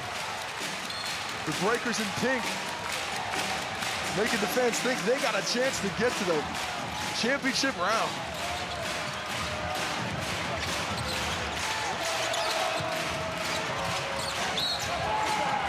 We've got an offensive foul on Rashad Kelly. Barry Brown Jr. in amongst it again. Well, just a bit too much of an angle there. Barry Brown Jr. hustling. Now 4th foul for Kelly. And now the clock, the best friend of the Breakers, with a 12-point lead. They want nothing but late shots in the shot clock. Got to run that down to under 5 each possession. Leata to Pardon, and he travels. He's got too keen with it. 84-72, it's getting tight at Spark. Everyone's just getting a little bit too edgy with it, but it's still a 12-point lead. If you're gonna get turnovers, dead ball turnovers are better. You don't want those live fast break opportunities. McDonald left it short, way short, and the crowd gives it to him as well. Decent look at it though. He had that space and he had been getting a little bit of rhythm with 6 points here in the 4th quarter, but wasn't able to find the range on one that they needed most.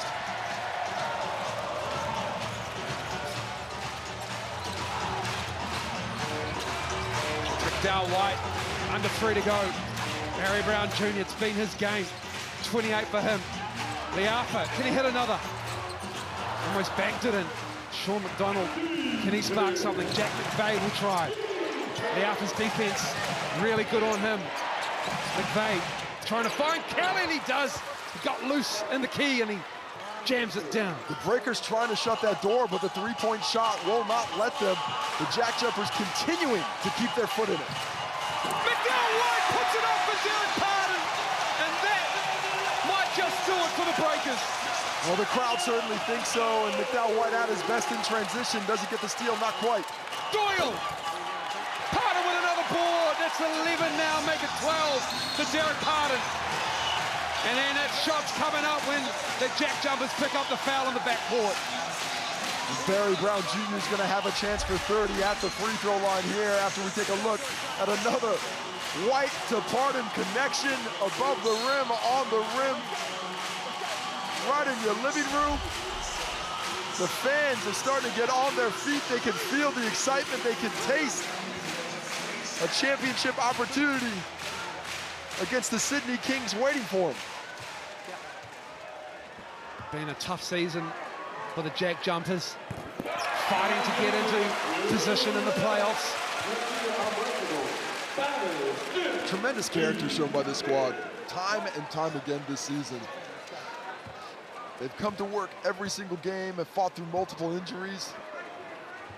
Had themselves on the precipice of a 2nd straight finals opportunity. They are the perfect example of what you want from an expansion club. In all ways, in all the, from personalities on and off the court. 2 minutes to go in the game. McDonald not falling for him now, and Pardon with another rebound. His 12th to go with 15 points. 5 of them on the offensive glass. Barry Brown Jr. happy to work the clock down. Sees the lane. Puts it up and in. Barry Brown got 32. Wow, this Breakers offense has really found a way. This crowd is insane. Tasmania called timeout. It is so loud in here. I feel like it's 2012. They've been screaming for it. 2 years of no Breakers basketball in New Zealand, or at least a very limited at the end of seasons after they were well and truly out of the competition. The fan base has been bursting at the seams for an opportunity to cheer on this squad in meaningful basketball games. They have gotten that chance. 1:35 to go, tossing in the wave, but the party's just about to start. Although for this squad, the work hasn't finished. They can regroup. The championship series against the Sydney Kings doesn't start until March. We'll take an international break. And those two teams will go back at it. Breakers got to win near the end of the regular season in Sydney. But the reigning champs lie in wait with the home floor advantage. It's a best of 5. And follow the NBL socials for dates and the format of those 5 games between teams 1 and 2 on the ladder. How about Barry Brown Jr.? How about Barry Brown Jr.? They were 10 of 16. Down 10 when he checked into the ball game. Plus 26 since that point. Just carrying that load offensively. They had nothing going to the rim until he was able to find a way to crack the defensive code of the JackJumpers.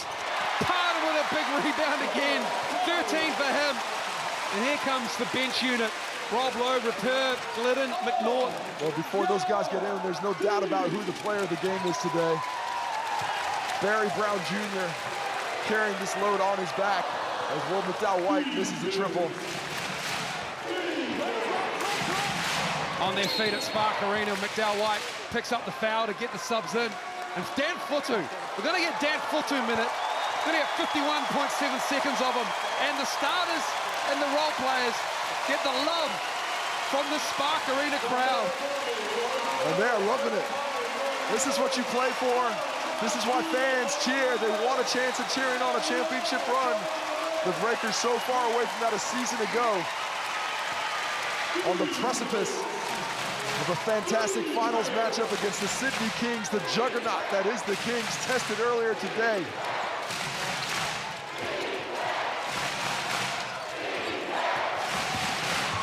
Krislovich, Alex McNaught got him on the back. Dan Futu got him as well, but it's going to be on Alex McNaught. Listen, Kent's boy, who plays in the South NBL for the Giants.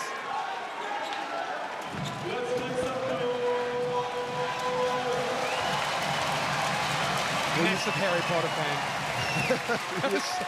He is a massive Harry Potter fan. Gave a shout out to Robbie Coltrane in a press conference earlier this season. You look at the stats, and it was a possession game. The Breakers ended up right now with 12 more shots than Tasmania, out-rebounding them by 15, on the offensive glass by 8, forcing 9 steals and forcing 15 turnovers. Rob Lowe had such a great first half, and he gets a bucket there off a nice feed from Rupert. And Rob Lowe has 11 and 8 in this game. Isaac White, the fall away, gets a bucket, 15 seconds to go. Breakers are going back to the championship series. They last won a title in 2015. They got 4 of them hanging at Spark. They want to add another. They started from the bottom last season, now they're here. And that'll do us.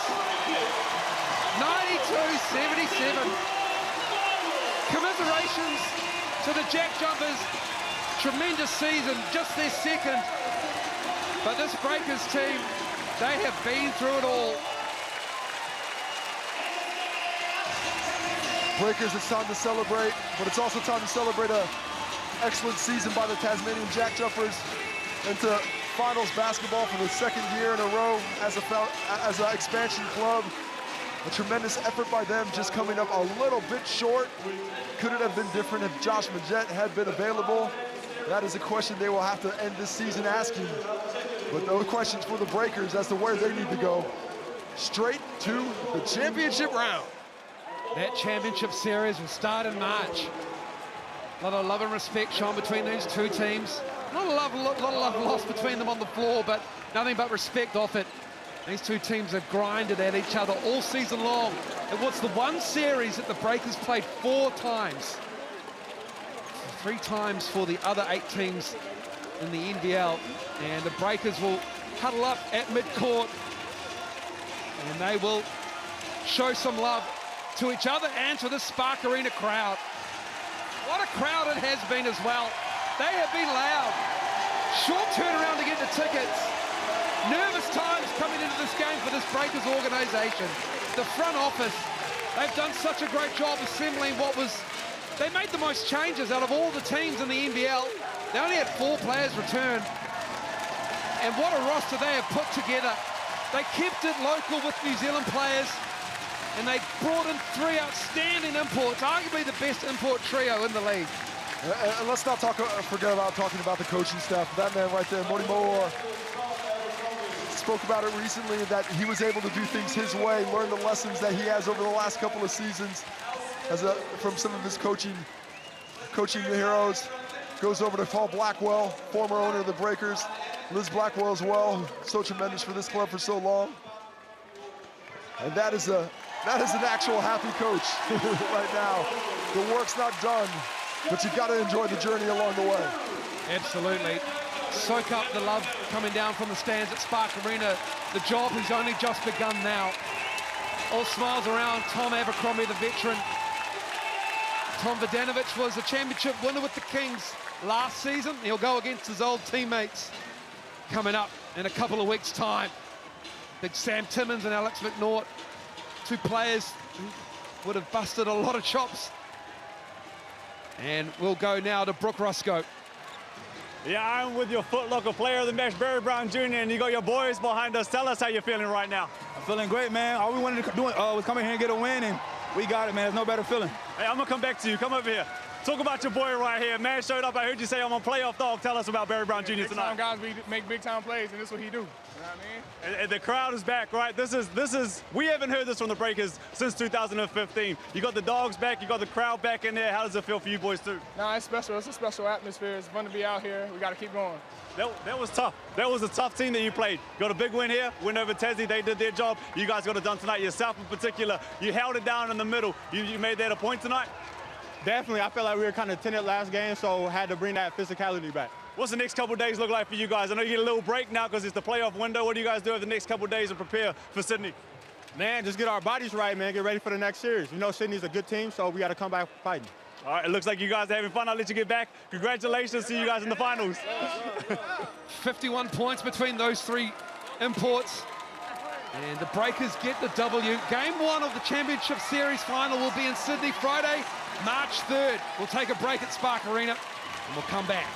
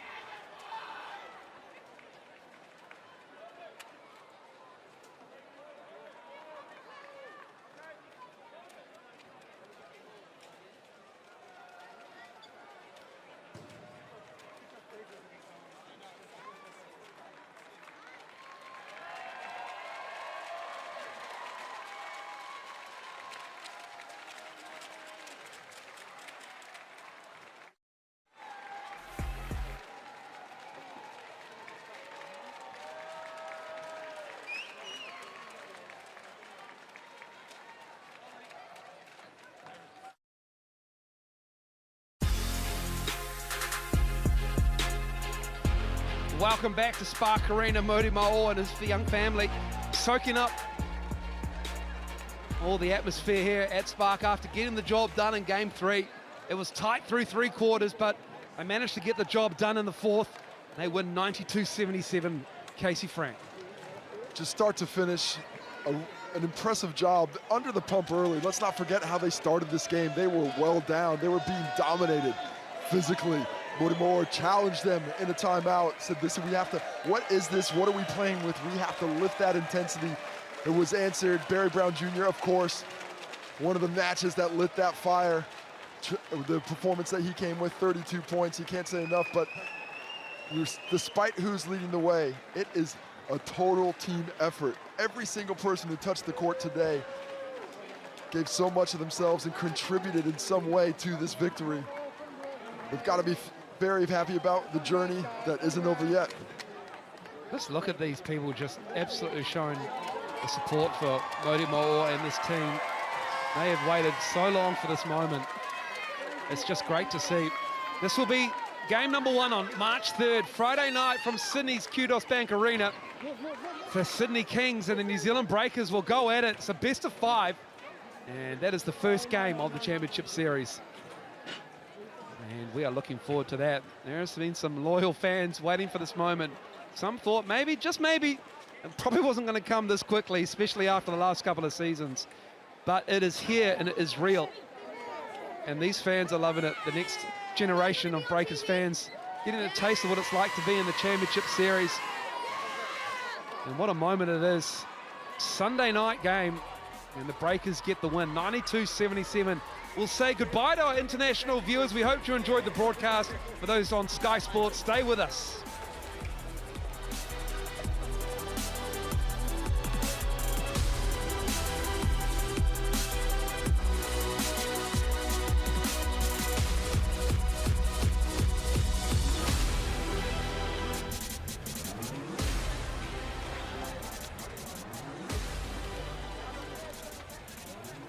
And the Breakers are ready to get the job done. 72 field goal attempts, plus 13 shot attempts more than the Tasmania JackJumpers. And Brooke Roscoe caught up with Mody Mo'o before he departed for the changing rooms. Here he is.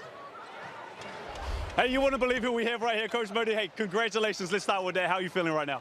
Very happy. You can say a little bit more now. You got that one off. I know there's still a lot to come, but you can enjoy the moment. How was that? It hasn't been that loud since 2015. You got to enjoy that. Spark was incredible. We worked all year to get home court, and it was worth every penny.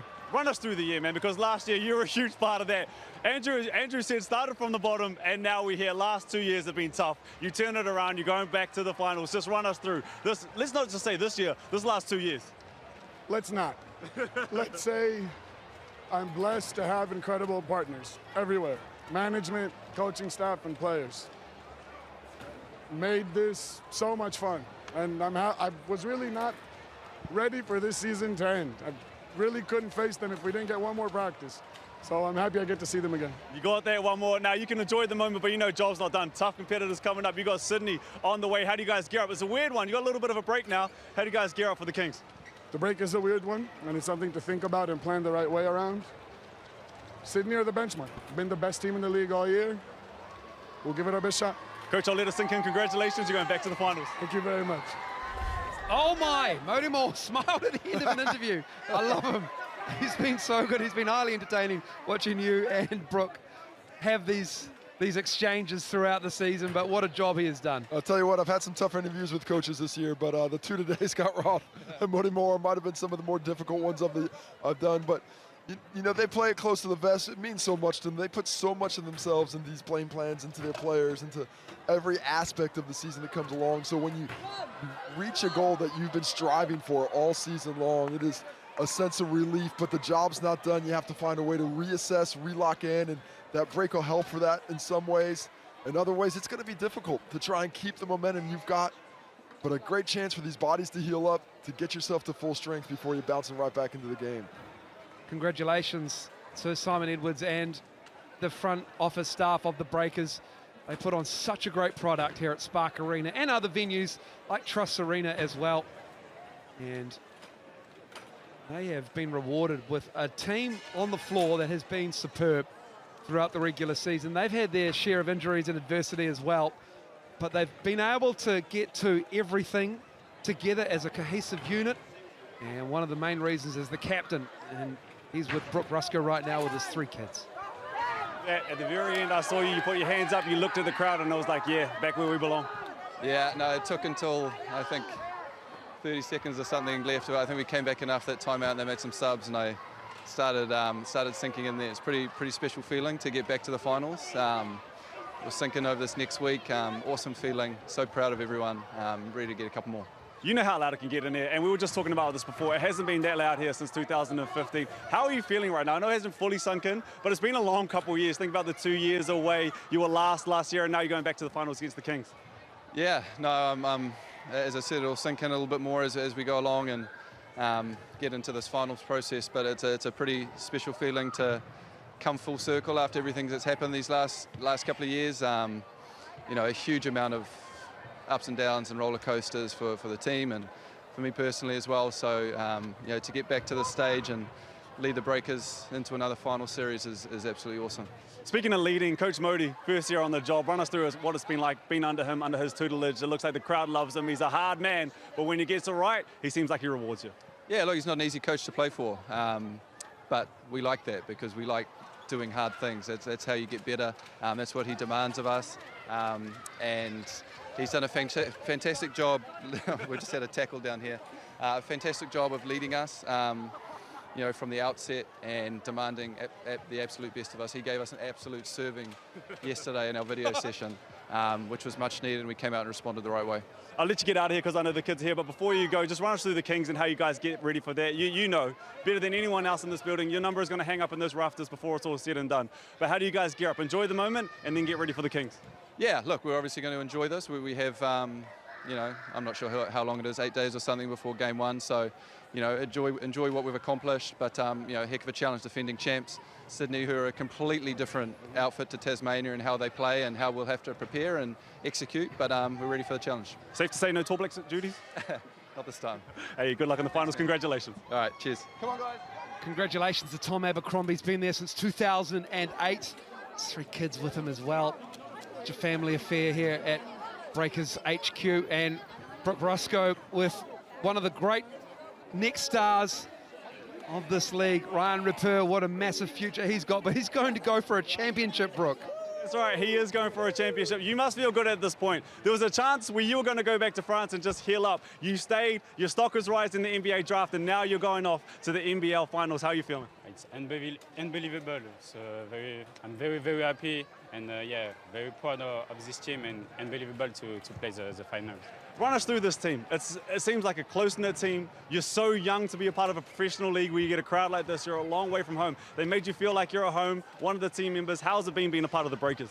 Oh, it's unbelievable, and yeah, I like be a part of the Breakers. I have a very, very good teammate, good coach, good coaching staff, good organization. So yeah, I'm very, very happy.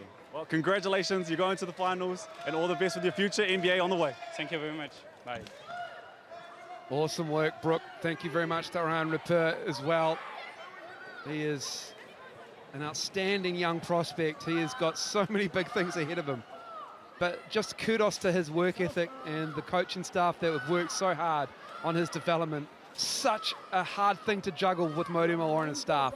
Trying to make Ryan Ripper ready for the NBA, but also get him ready for NBL things. And you're absolutely right. It's such a difficult thing to do, but the chance to do both is, I think, a line that they have done that's going to do them great stead in the future trying to recruit those guys moving forward. Well, we'll take a break for a couple of weeks while we get this international window out of the way, and the Breakers will resume the rivalry with the Sydney Kings. Team 1 versus Team 2, I should say, coming March 3rd.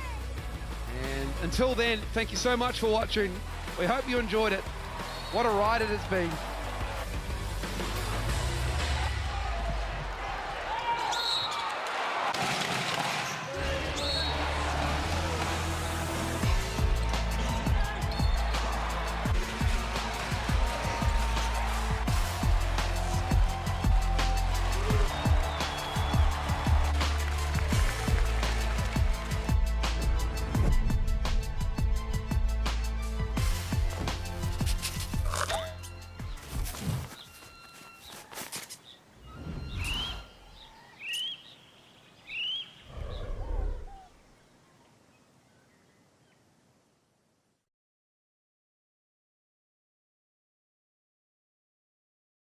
Congratulations to the Breakers and their organization. Obviously, they've had quite the 2 years, and for them to come back in the fashion they have this year and finally get to play at home is a wonderful thing, I think, for the league and just obviously for New Zealand just in